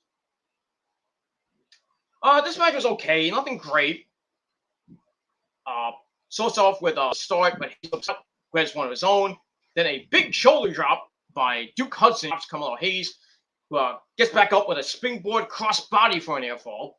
Hudson then tosses him out, like a piece of garbage as we go to break. We come back, Hudson's knee Carmelo Hayes in the face. Then he hits an overhead belly-to-belly out of the corner. But Hayes comes back, manages a quick head scissors kick, on the apron. Then a slingshot DDT sends Hudson face first into the apron and did not look that great. Like he hit it and like freaking Hudson like he kind of hit his head on the side and it just like crumbled to the floor. I was like damn, he got hurt bad. Anyway, Carmelo goes up top. Hudson caught him on top. Goes for the slam. It gets counted for a small package for a near fall. Then Carmelo hits a backstabber, which rocks Hudson again. Carmelo goes up to the top rope, hits the fame asser, like Cena used to do. So he hits the top rope fame asser. 1, 2, 3, and Carmelo Hayes wins the match in just under 9 minutes. So he wins, and he goes on to the finals of the breakout tournament, and he will face Odyssey Jones next week on the program. So that should be pretty good. We'll see what happens with that, and I don't really, to win the breakout tournament, get a title shot of his choosing, and maybe go for a title, and probably have a good match with Swerve. We'll see. If Odyssey Jones wins, he may get a world title Joe, which could be an okay. Let's see what happens next week on the program between Odyssey Jones and Mr. Carmelo Hayes, and that's that. After we have Samantha Irvin, one of the new secondary interviewer next to Mackenzie Mitchell, of course. So Samantha interviews Hayes on the ramp. Talking about his big win, going to the finals. Hayes says he called a shot to make the finals, and that's what he did. He's like, but that's not enough for him. He said, now, if you play video games, now it's time for the final boss. But instead of, so he says, Odyssey Jones, plot twist, final boss. So on cue, Odyssey Jones comes out and says that the NXT universe will sound the alarm next week. And he goes, whoa! Whatever he does. It was an okay segment, nice. Who wins that next week between Hayes is the final boss and Jones is like, the hero who wants to save the world. like in Final Fantasy or something like that. But it's not like Sephiroth and Cloud or anything from Final Fantasy VII or something like that, or Final Fantasy VIII, with Squall and company against Ultimecia or whoever the final boss was in Final Fantasy VIII, I forgot. Or in Final Fantasy IX, you had Kuja or Ultimate Kuja, at the end of Disc 3. No, was it Disc 3? Yeah, I think Kuja was the final boss. Ultimate Kuja, like what he was Kuja, then he turned like Super Saiyan 5 Kuja in Final Fantasy IX, and then if you play Final Fantasy X, it was at first it was Sin, and then you fight Penance if you play the post game shit. Penance was harder than Sin. Good lord. Unless you have a cheat code like I did and got to level 99 and did all the sphere shit, which was hard enough. And then the boss the boss in Final Fantasy 12 was hard. 13 was Ragnarok. I think it was Ragnarok. And 13-1. 13-2, I haven't really gotten even close to the boss, so I really don't like that game. And then 13-3, which some call Lightning Returns. I haven't really got up to that one yet. And then 15 with I think Arden is the final boss. I forget. Yeah, that guy's hard, and you can only imagine what number 16 is gonna be. If that's not an MMO or not, if it's just a regular game, which I'm hearing it's going to be, a brand new game. But now you got Final Fantasy VII, the remake, the first version. The first part you get near Sephiroth, but you don't face it. I don't think you face him in the first part. The second part's about to come out on PS5, and we'll see where that takes the storyline. I would still think at the end of the second part, the remake. You face like a souped up Sephiroth. I mean, remember how he was? You fight him and then he turns into like a god. It's a bitch to beat him, even with your limit breaks. Oh boy! Just imagine what the final boss is in Final Fantasy Remake Part 2. You can only imagine that's gonna be a souped up Sephiroth. I can't wait, but I don't have PS5 right now.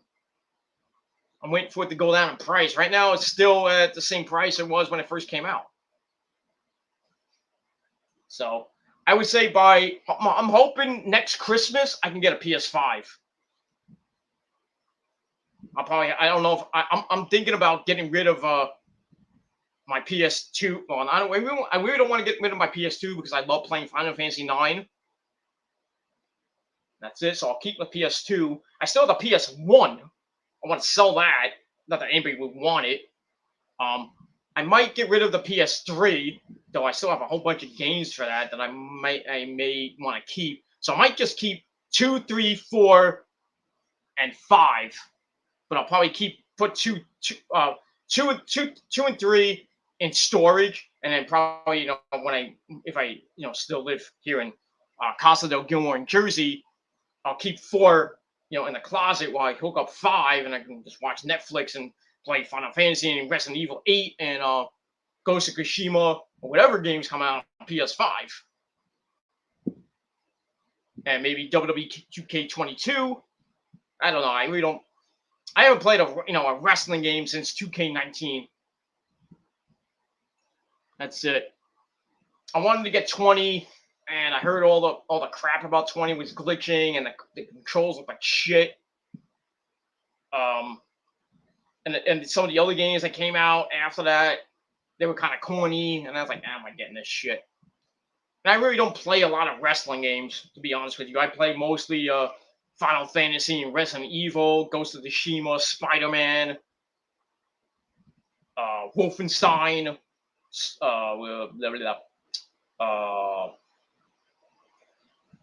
what's that game called? Uncharted. that series. I played all of them. I beat all of them. I think that's it, pretty much. And we call it there's another that I have on PS4 that I don't play that much anymore. It's Solid Snake. What's that damn name of the game called? I can't think of the name of the fucking game. It's with Solid Snake. I forgot the name of it. I can't think of the name. God damn. Nick, what's that name of the game? God damn it. You're a gamer. You know what game that is. Oh, Metal Gear. Never mind. I found it. Yeah, I have Metal Gear 4 Ghosts or something like that. Not a great game, but it is what it is. All right, so we got that. So we'll see what happens next week with Carmelo Hayes and Odyssey Jones, and we're gonna finish this up pretty soon. All right, a thing. Why I didn't even know who it was at first, and then we see it's JC Jane, who is the partner of Gigi Dolan, as we all know, Priscilla Kelly, who may be teaming up with Mandy Rose pretty soon in NXT to form a little faction. So anyway, we got a vignette of JC Jane, and she says a lot of people are just satisfied, but that is not good enough for them. You have heard them songs for too long, and now it's time to break free. So yeah, she looks pretty damn hot. Saying she got the porno name. She's got Priscilla Kelly, who's kind of hot too. She's kind of weird, with the whole tampon thing. But yeah, I know it's meant to be something. But it is what it is. As long as Priscilla Kelly doesn't use a dirty, bloody tampon in a match again, I still hit that ass. But JC Jane, she looks pretty hot too. She got the porno name, so I could go all raw dog style on her ass. But it is what it is, and that's it. All right, so I gave that 2.25 out of 5 stars. All right, then we go to the back one, the trainer's room with Cameron Grimes. He has a ice pack on his neck. And then Ted DiBiase comes in. He apologized to Cameron, for what happened and everything. So then Cameron just goes into a humongous rant. He's like, about everything. He's like, I wanted to be the $1 million champion. Look what you did. I'm Cameron Grimes, damn it. He says he says, I wanted to be $1 million champion. Ball for you, Ted. Then he starts getting serious. But after takeover, the two of them are going to be $1 million champions. They're going to go to the moon, right? So he was, and DiBiase like, that's the Cameron Grimes I know. Yeah, ha ha ha ha. That's my Cameron. So that's it. So we'll see what happens at Takeover for the $1 million title between E and Cameron Grimes, and that's it. I hope Cameron wins this match. He's already lost 2 matches already to Eli. This is the third in the trilogy. Third time's always the charm, and I hope Cameron gets the belt. And I would think he wins and DiBiase becomes his manager. This will make no sense if he loses. Then DiBiase becomes the $1 million butler, and then we get a whole ton of videos on NXT of Ted DiBiase, cleaning the yard or something, shit like that. That'd be kind of weird to see, 65, almost 70-year-old Ted DiBiase, cleaning the freaking floor or some shit like that. So I think Cameron's gonna get the belt. I think this feud might continue on a little bit more, with the rematch after that maybe, but we'll see what happens with that. But I think Cameron's going to win, and the fans are going to go nuts at the Capitol Wrestling Center, and he's going to go to the moon. And that's it. He will hit the moon next, Sunday. And that's it. All right, so I get that 2.5 out of 5 stars. All right, then we go back to the Capitol Wrestling Center For our next match for the tag team belts, we got MSK, Wesley, and Nash Carter taking on Imperium, Fabian Aichner, and Marcel Barthel. I thought this was going to be a good match. It was okay. It wasn't great. So anyway, it starts off with Wesley taking Fabian Aichner in the corner for a slingshot dropkick, followed by a running Bronco Buster from Mr. Carter. And then Marcel Barthel brings himself in. He arm drags Carter into a hammerlock. That's kind of weird. He hits a hard uppercut on Carter, but Carter fights out of the corner, only to get suplexed right back down. And then Imperium beats the crap out of Carter for a while. But Carter got the tag to Wesley. He comes in like a house of fire, and then everything, all 4 men in the ring. Then the champs hit stereo dives. They go for dives. They're cut off by stereo slams on the outside by Imperium as we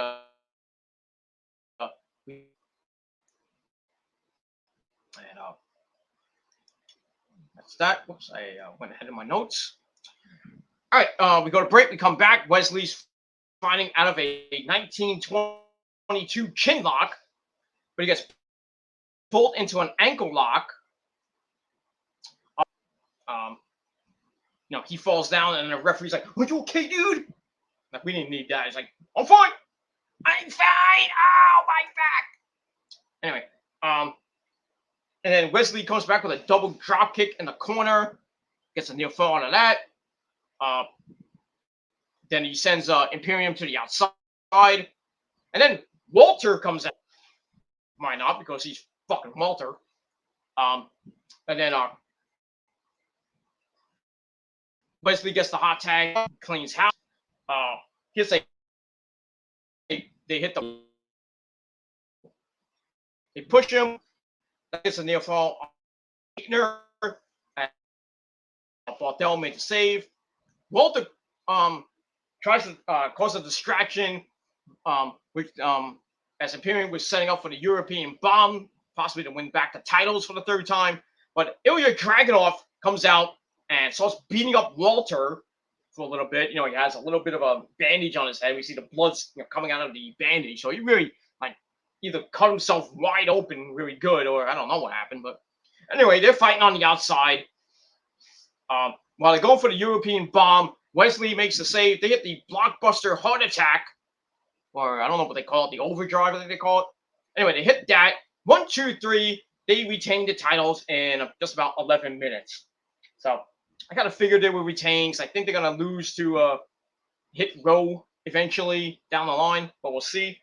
And that's pretty much all I got to say about that. So I gave the match 3 out of 5 stars. Afterwards, Imperium with a beatdown on the champs, and Dragunov, and then Walter just beating the crap out of everybody.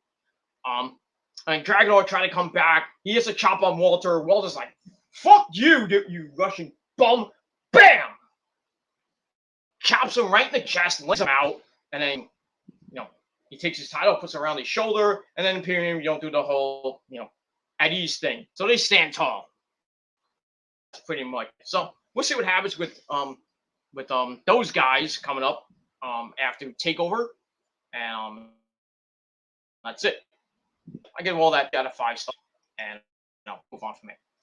Then we go to a segment in the back with Rich. Came back a couple weeks ago, and Pete fucking Dunne. Where the hell is Oni Lorcan in all this? I think he got hurt or something. Anyway, they're still going at it with Timothy Thatcher and the Psycho Kid, Tommaso Ciampa. Basically, both men don't like them. They don't like them ignoring them, basically. So Holland says, "I will fight through people just to get a fight with both of them, I guess." And he says he's going to see Timothy Thatcher next week. So I don't know if that's going to be a match or just going to be like a beatdown or a segment or something like that. So we'll see what happens with that. So I gave that 2.25 out of 5 stars. All right, after that, we get the rundown of Takeover by the commentary team. But I think you know all the matches already. I don't have to tell you that. Just go look it up for yourself. All right, after that, we get the final segment of the night. Samoa Joe and Killer Kross face to face. So out first comes dun dun dun dun Joe Joe. So Samoa Joe comes out, and then Killer Kross comes out. Minus his epic entrance, and Scarlett we haven't seen in weeks, because you know where she is with Io. So I have my my own menage a trois, if you will. I have my Asian, and I have a smoke show. Two nice pieces of putang. God, I love it. They love it. They love it in the bunghole. Not that. I don't do anal, but it is what it is. But so I'm not like my the trolls on this fucking website like to fuck each other in the ass without lube. But it is what it is. So I got that. So anyway, Kross comes out. Oh, actually, Joe comes out, and he says, Gary Kross, TikTok. So he says it's time to verbally eviscerate Kross in front of the world. But he's like, well, what's the point? I'm just here to hurt Kross's feelings because he's I'm here to basically hurt Kross. That's my job. That's what I'm gonna do, and I'm gonna beat him on Sunday for the title. So Killer Kross comes out and said, this is about the future of the brand. The brand's about to die anyway, thanks to Vince. And he tells Joe Joe isn't coming in to beat him after a year off. So Kross is like, what I'm going to do right now, I'm going to call security to come out and basically to protect Joe from going insane. Now that's going to work. So they come out, and they're at ringside, and Kross is like going around the ring, and he gets in the ring. Joe's ready to fight anyway. So him and Kross, as usual, and first for every segment like this, so they start brawling. Joe hitting a big dive, taking out everybody, Kross and the security guards. Then he fight over to the announcer's table, and Kross is about to go for a Saito suplex to the announce table, but Joe fought out of that, and both of them get knocked down. Then they go around the barricade area. They knock down one barricade, and then it's part of the cage area. He tries to block off the security guards, but that's not gonna work. They start beating each other up on that other side of the barricade.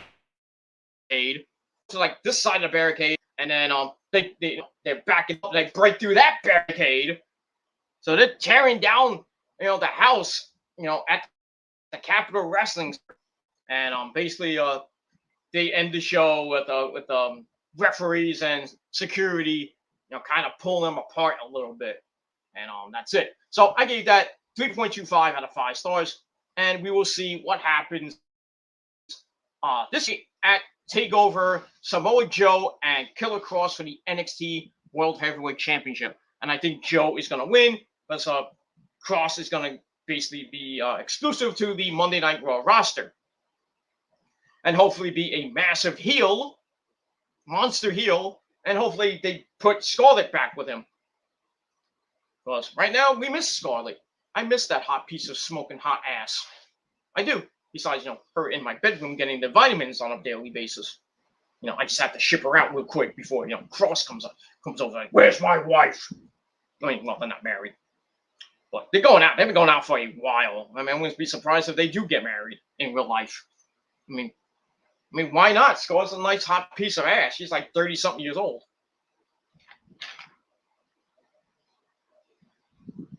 And I followed Scarlett's career in Ring of Honor when she was part of the HOT. Remember that? When she was with Truth Martini and I think it was Roddy and Michael Elgin, and they had that other chick, that big monster chick. I forgot her name. I don't even know what happened to her, right? Anyway. But anyway, yeah, she was like a hot piece of ass back in the day. She usually be at ringside sometimes, doing the ring announcing and everything while being in the HOT. I remember, I think it was Supercard of Honor 7. I think it was Supercard of Honor 7 where she gave Nigel a lap dance, and Nigel's a married man. I think he liked that red-haired piece of ass on his lap. Oh my word! She's on my lap, mate. She's on my lap. Oh my God, I'm coming, mate. I'm coming in my pants, mate. Kevin Kelly, help me out, Kevin Kelly. It is what it is. I watched a video. I was watching highlights on YouTube of they had the some emergence New Japan Pro Wrestling Resurgence highlights, and I was watching the Will Ospreay speech that he gave, the promo he gave, and he was like, he went off. He was like, I don't give a crap what you say. And he called Shingo Takagi a pussy.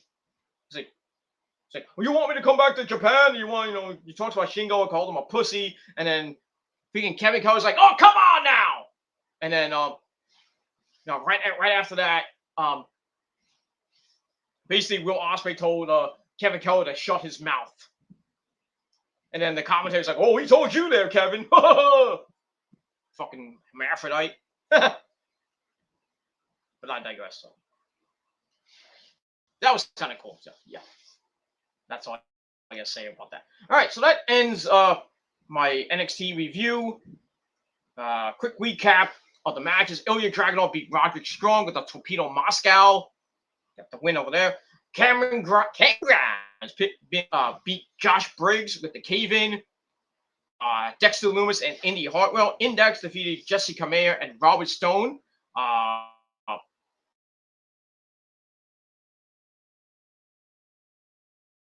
With the side gun with the signs, and then proposed the Dexter. In the semifinals of the break tournament, Carmelo Hayes beat Duke Hudson with a top rope famouser.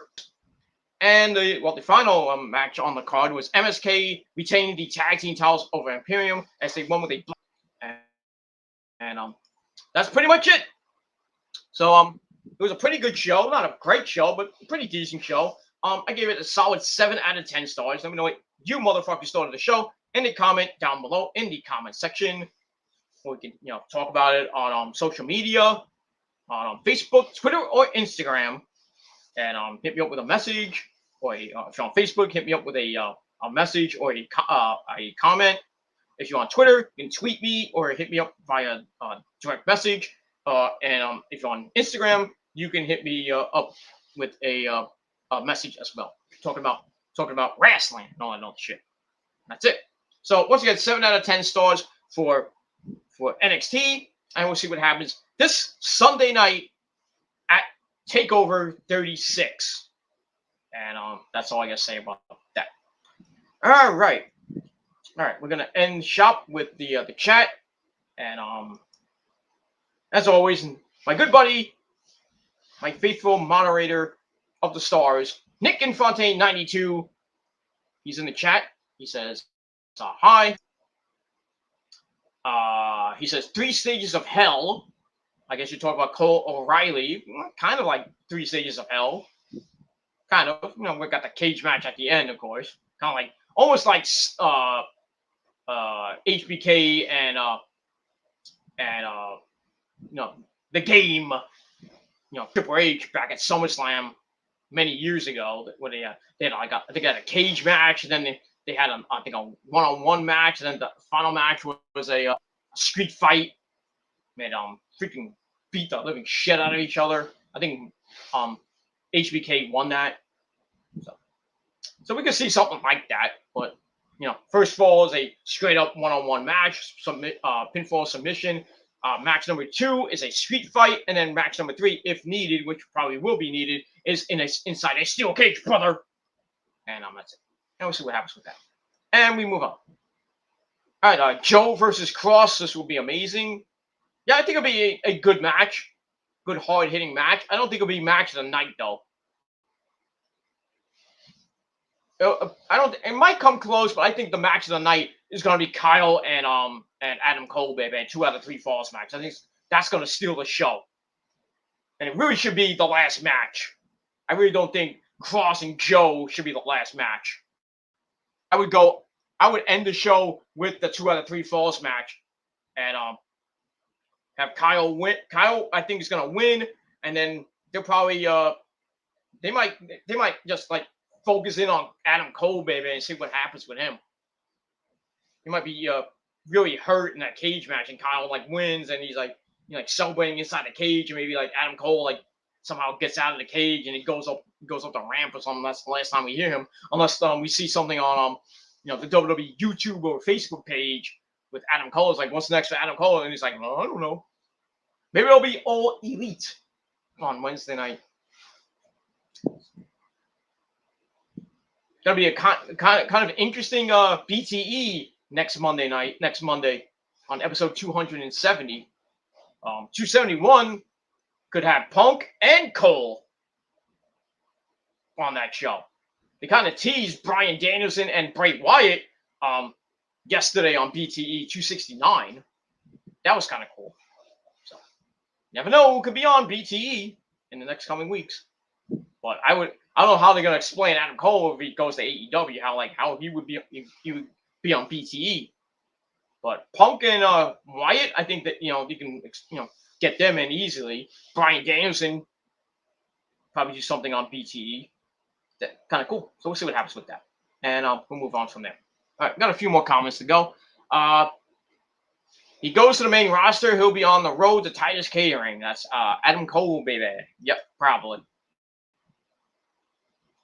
depending on what roster he's on. I would probably put him on the. I would think he'd go to the Raw roster and just get buried by Bruce Pritchard and Vince.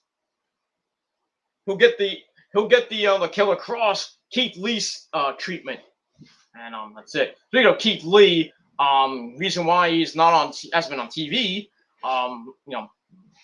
lately is he's doing dark matches right now. He's doing like squash matches on not house shows, on dark matches before the show and everything. So basically I don't know. I don't really know what they're gonna do with him because of his condition and everything.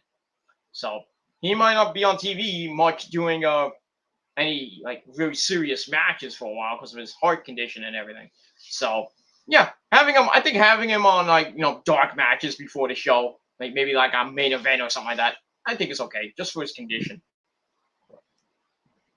We'll see what happens with that. All right, more from Nick. I hope he goes to AEW, Adam Cole, baby.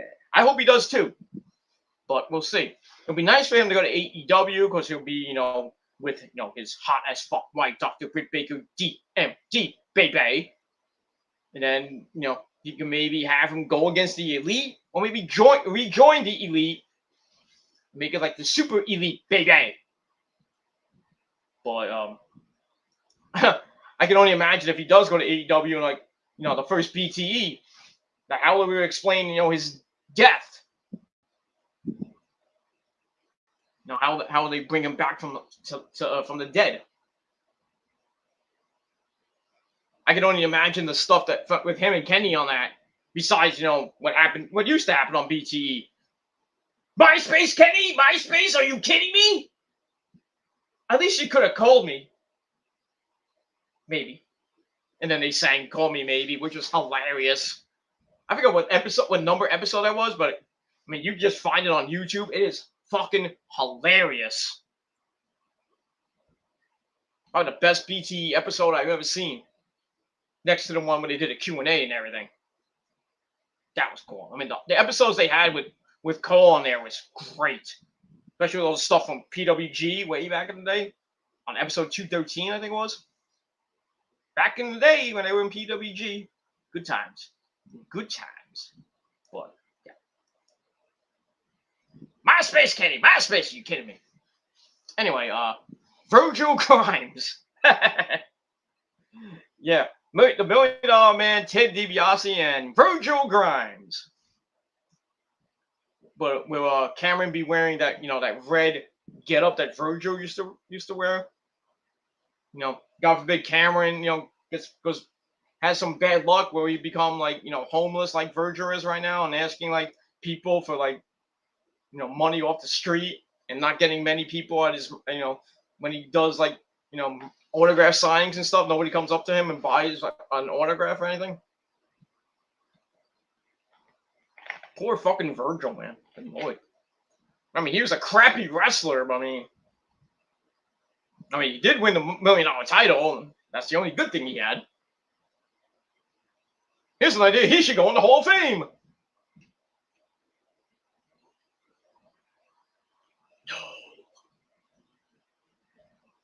But you know how the WWE Hall of Fame is. They'll put any schmuck in the Hall of Fame. Like, they put a schmuck like Beth fucking Phoenix in before people like Miss Elizabeth and Gail Kim and Mickey James and everybody like that.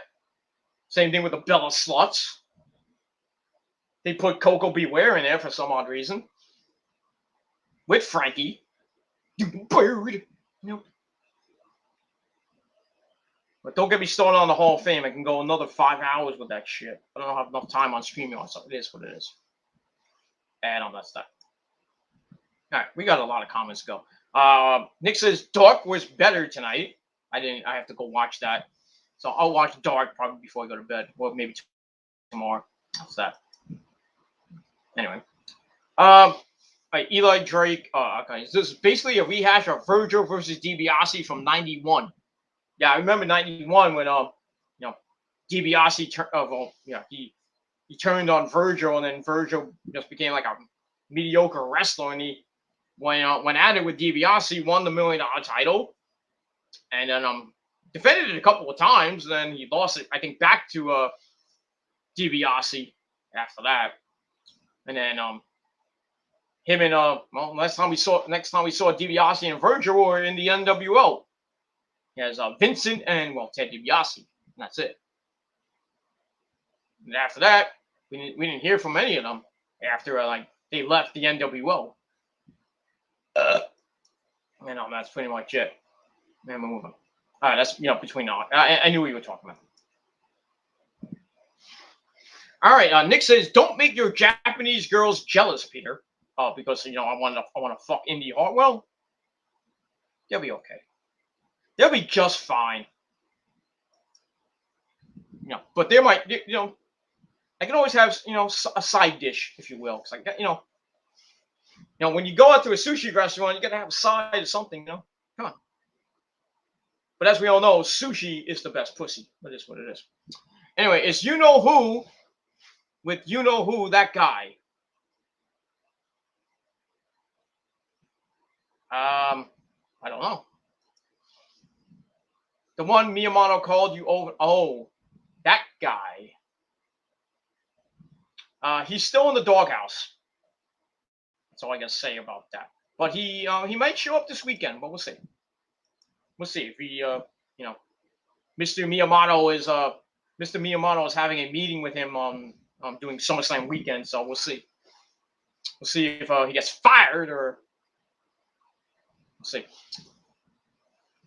All right, Nick says she might. I hope she goes to either AEW or the NWA. I guess you're talking about Mercedes Martinez, right? Yeah, I can see her in both of them. Well, I can see her in either promotion, but I don't know how they would use her. I think in the NWA, I think she could be a big heel and go after Camille. I think she'd probably be a contender for Camille. Because after she beats Leyla Hirsch, and Empower, and then at NWA 73, she faces the winner of the Women's Battle Royal, which I have no idea who might win that. But it is what it is, and that's pretty much it. I got a big TNA story at the end that I think all of you will be very intrigued to find that out. But if you follow my Twitter tonight, then you might know. But if not, then I'll let you know in a little bit. But got more. Okay, Nick remembers that from Final Fantasy VII. Yeah, Sephiroth God mode. God of Sephiroth, I call him. Super Saiyan Sephiroth. or yeah, maybe it's like maybe you can probably put him as Omega Shenron, or maybe Hearts, in Super Dragon Ball, or whatever final villain you want to think of. But yeah, I would put yeah, Sephiroth in Final Fantasy VII. I mean, the graphics, the way he looked, woo, that was great. That was some good shit. And the way he looked in the remake was awesome. I can only imagine if and Genova, when you fight Genova in that game, the graphics, the way that Genova looked, holy shit! I like Final Fantasy Remake 7. I love it. I love it. I love it. I want more of it. But I can't wait for the second part to come out, even though it's on PS5. It sucks. Should be on both. Like how when PS3 came out, you play, you have a PS3 game, and you can play it on the PS2, or PS4, you can play it on the PS3, the same game. But now the PS5 comes out, you can't play a game. You can't get a game that's on the PS5. You can play it on PS4. Fuck, stupid as fuck. It is what it is. I'm a PlayStation guy, and Rose is an Xbox chick. We'll figure that one out. I mean, she brought home an old school Xbox, not the new Xbox. I think it was the Xbox 360.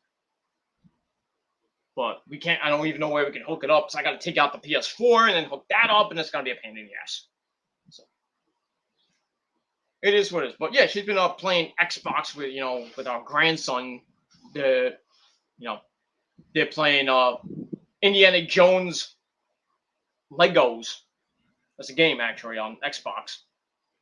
And I seen Rosa play that game, and she sucks at it.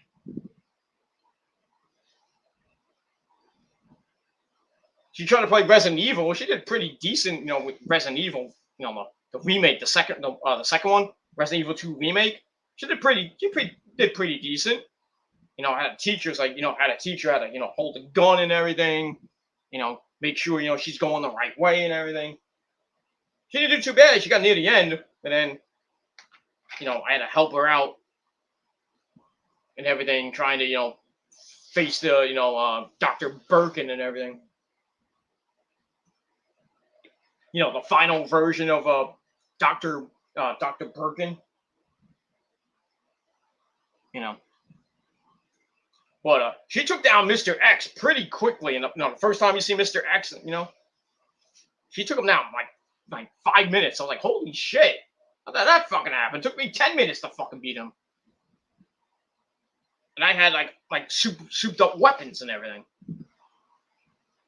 What it is. But Kross is a decent gamer. He's a decent gamer, a decent singer, karaoke singer. But the only thing that she's good at is sucking my dick and give me that pussy, if you know what I mean. That's why I've been married to her for 8 years, and we've been together for 13. Getting close to 13 and a half.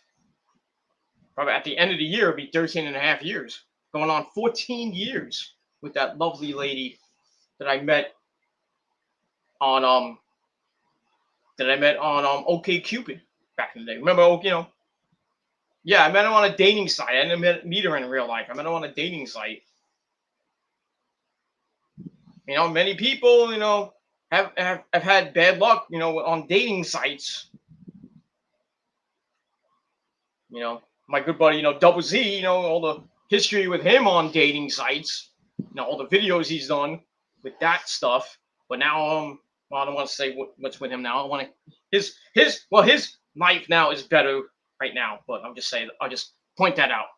But I'm not gonna get to get into his personal life or anything like that. That's pretty much it. Yeah. So those who don't know, you want a little backstory. Me and Rose, I met her on OkCupid back in December of 2007. But we started talking. We started messaging each other on OkCupid, and then we got each other's numbers and everything. And at first we were emailing each other. Rosa was going to back like 13 goddamn years ago. She was, well, not yet. In 2008, she was going to she was in college, going to getting her nursing degree and everything, and then she stopped because she had to work too, so she kind of stopped doing that.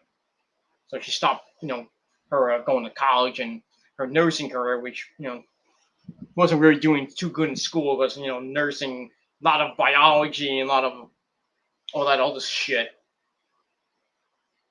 So that was that, and then we met up on in April of 2008, right around Easter time. And first date, it went okay, went pretty good. The day went pretty good. The date went pretty good. Then it ended kind of bad. And I didn't, I don't want to get into that part, but I didn't think, I thought it was just gonna be one and done, with me and Rosa and everything. But I was like, I had fun with her, and I was like, I want to go see her again. So we set up another date. We actually set up another date like during that day. It's like, oh, we should see each other again. Let's go to the Met game. When they were playing at Shea Stadium. So we go to the Met game, and on the second date we went to the Met game, and then we had fun there, and then all that other stuff. I don't want to take too much time, so I want to go to bed soon. But we had a great date. We This is about the time I was living in Brooklyn. She originally lived in Union City, New Jersey. When I was living in Brooklyn, so I had to take the bus going into Jersey. So on the weekends, so I would see her on the weekends. I didn't really see her during the week most of the time. So we did that. We dated for a while, going back and forth, seeing each other. Talking on the phone. I would do my radio show. She would call in my radio show, spend the whole night with me and everything while she was even going to college and everything. So that was nice. And then we moved in. She moved back to she moved back in with her mom in Manhattan. Then we lived in Washington Heights for about a year and a half or so. And then we moved up. We got out of the apartment because our roommates were kind of wacko. We would hear them having sex almost every freaking night. It was kind of disgusting, but it is what it is. And so we moved out and we went our separate ways. I went back to living in Brooklyn, and she went back to Jersey for a little bit, and then come 2011, summer of 2011, my grandfather, my pop, my nona, he passed away, and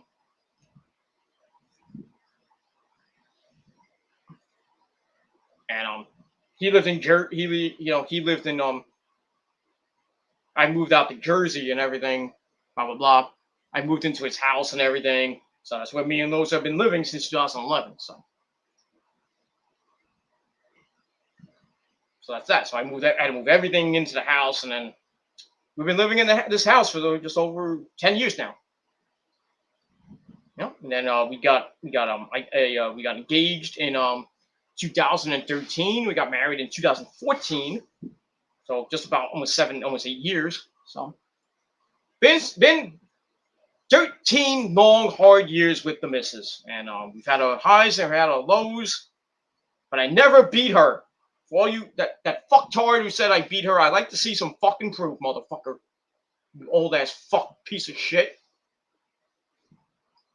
I want to see some goddamn proof that I actually physically beat my wife. I want to see it. Come on. Show me pictures. Show me proof. Supposedly you know her. Yeah, okay. Rosa only talks to me and some of her friends. That's it. And I never beat, Rosa in my life. The only thing I did beat on, with Rosa, I beat that fucking ass when I, give her the vitamins. When I give it to her from behind, I give it to her nice and hard. Those vitamins, she loves those vitamins. She loves the milk too. And she sucks good mean dick too. Something you fuckers will never have. Because your girlfriends probably look like fucking sluts. That's all I gotta say about with fake tits too. Well, but she got saggy titties. Who gives a shit? She's a nice lady.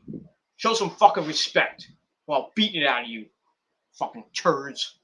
Fuck you guys. That's all I gotta say about that. All right, so that's basically how I met Rosa. That's I'll probably spend the rest of my life with her. Unless things happen and you just don't want to be with each other anymore.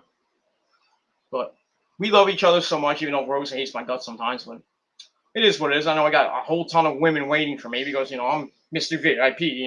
They want my D. They want my vitamins and milk. So I'm an animal. What can I say?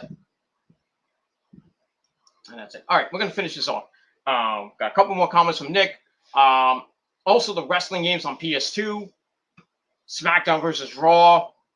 SmackDown, Here Comes the Pain. Stuff like that. Those are awesome games, but I still have them on the PS2. I just haven't played them in a while. Metal Gear Solid, like I said, with Solid Snake on the PS4. On Metal Gear Solid Ghosts. Good game. Nick says NXT wasn't bad. It wasn't that bad. Like I said, 7 out of 10 stars. We'll see what happens with that. Okay, we're getting to the end. Better than Raw. Yeah, it was better than Raw. And we'll see a Dynamite tomorrow night. I think it'll be better than NXT tomorrow night. Man, Nick's looking forward to Dynamite tomorrow night from Houston, Texas. Should be a good show. And that's it. All right, that's it. All right, Nick, thank you as always for coming in, and anybody else who watched and left a like or a dislike. Or if you left a dislike, well, thank you for the free view, asshole. And that's all I got to say about that. So that's it. Thank you for watching. Once again, 7 out of 10 stars for NXT. And we'll see what happens this Sunday night on TakeOver 36 from the Capitol Wrestling Center in Orlando, Florida. And that's pretty much all I got to say about that. So, Nick, I'll see you later. Probably see you tomorrow on my AEW view right here on the Peter Gilmore YouTube wrestling channel. I'll probably have videos every freaking day this week. Maybe multiple videos a day, but we'll see. We'll see. Probably won't be. If it's other videos, I'll probably be just on the phone, just like mini videos over the phone. Not gonna go. I'm probably gonna go live for my AEW review. Then my time on TGC Reborn resets, so I have enough time to do my episode 201 and 202 of the Gilmore Chronicles, so my SummerSlam predictions and my NXT TakeOver predictions, and we might talk a little bit about Ring of Honor on episode 201. Well, we might do a small Glory by Honor review for night 1, because I'm thinking of taping episode 201 sometime Saturday afternoon, because I want to get ready for SummerSlam. So I have a couple of videos up on Saturday, and a couple of videos on Sunday, with episode 202 and your NXT TakeOver 36 review. And then after that, probably more videos coming your way almost every other day. So, but I'm going to be pumping them out like I'm pumping my dick into your girlfriend's ass. So get ready, ladies and gentlemen. If you're not down with that, well, you can't handle it, then too bad. I'm going to be here for the foreseeable future. Lots of videos coming. So, like I said, you got to hit that bell and get notified when I do a video. Because if you miss out, you're going to have to go to my channel and just check out my previous videos. And that's all I got to say about that. All right, so that's it. I'm going to edit this video up and then go to bed. Get ready for a not big Wednesday, but get ready for Wednesday. Get ready for Wednesday. And that's it. So I got to get up for work tomorrow. Got a little. Won't have to do much tomorrow. I already did some chores. I do gotta do my dishes tomorrow. I didn't do them. I took out the garbage tonight. I cleaned the kitty litter because my cat poops up. The wrestling cat poops up a storm, and it stinks too. So I had to clean that. I had to clean the litter box, put new litter in there, and I have to go out probably end of this week to get another box. Because that's that litter is not going to last probably for like another couple of days to a week. And that's pretty much all I got to say about that. So enjoy your Wednesday, ladies and gentlemen. I'll be back tomorrow with my AEW review, or if anything comes your way, I might do a quickie video on the flip cam, and that's it. My cat's, the wrestling cat wants me, so I have to go see her. So, thank you all for watching. Good night, everybody. And like I said, I'm Peter Gilmore. I'm signing off for the night. Peace out. Rock on and rock hard. And if you're not down with that, ladies and gentlemen, and to all you trolls, if you're not down with that, too bad. And I got 3 words for you. Fuck you, man. You can't do anything about it. That's all I gotta say about that. So, fuck you, trolls. Kiss my ass. Suck my dick. Prophecy will always win. And it always wins. You can't do anything about it. So, that's all I gotta say about that. So, thank you for watching. Good night, everybody. And, as always, until next time, peace. Ha!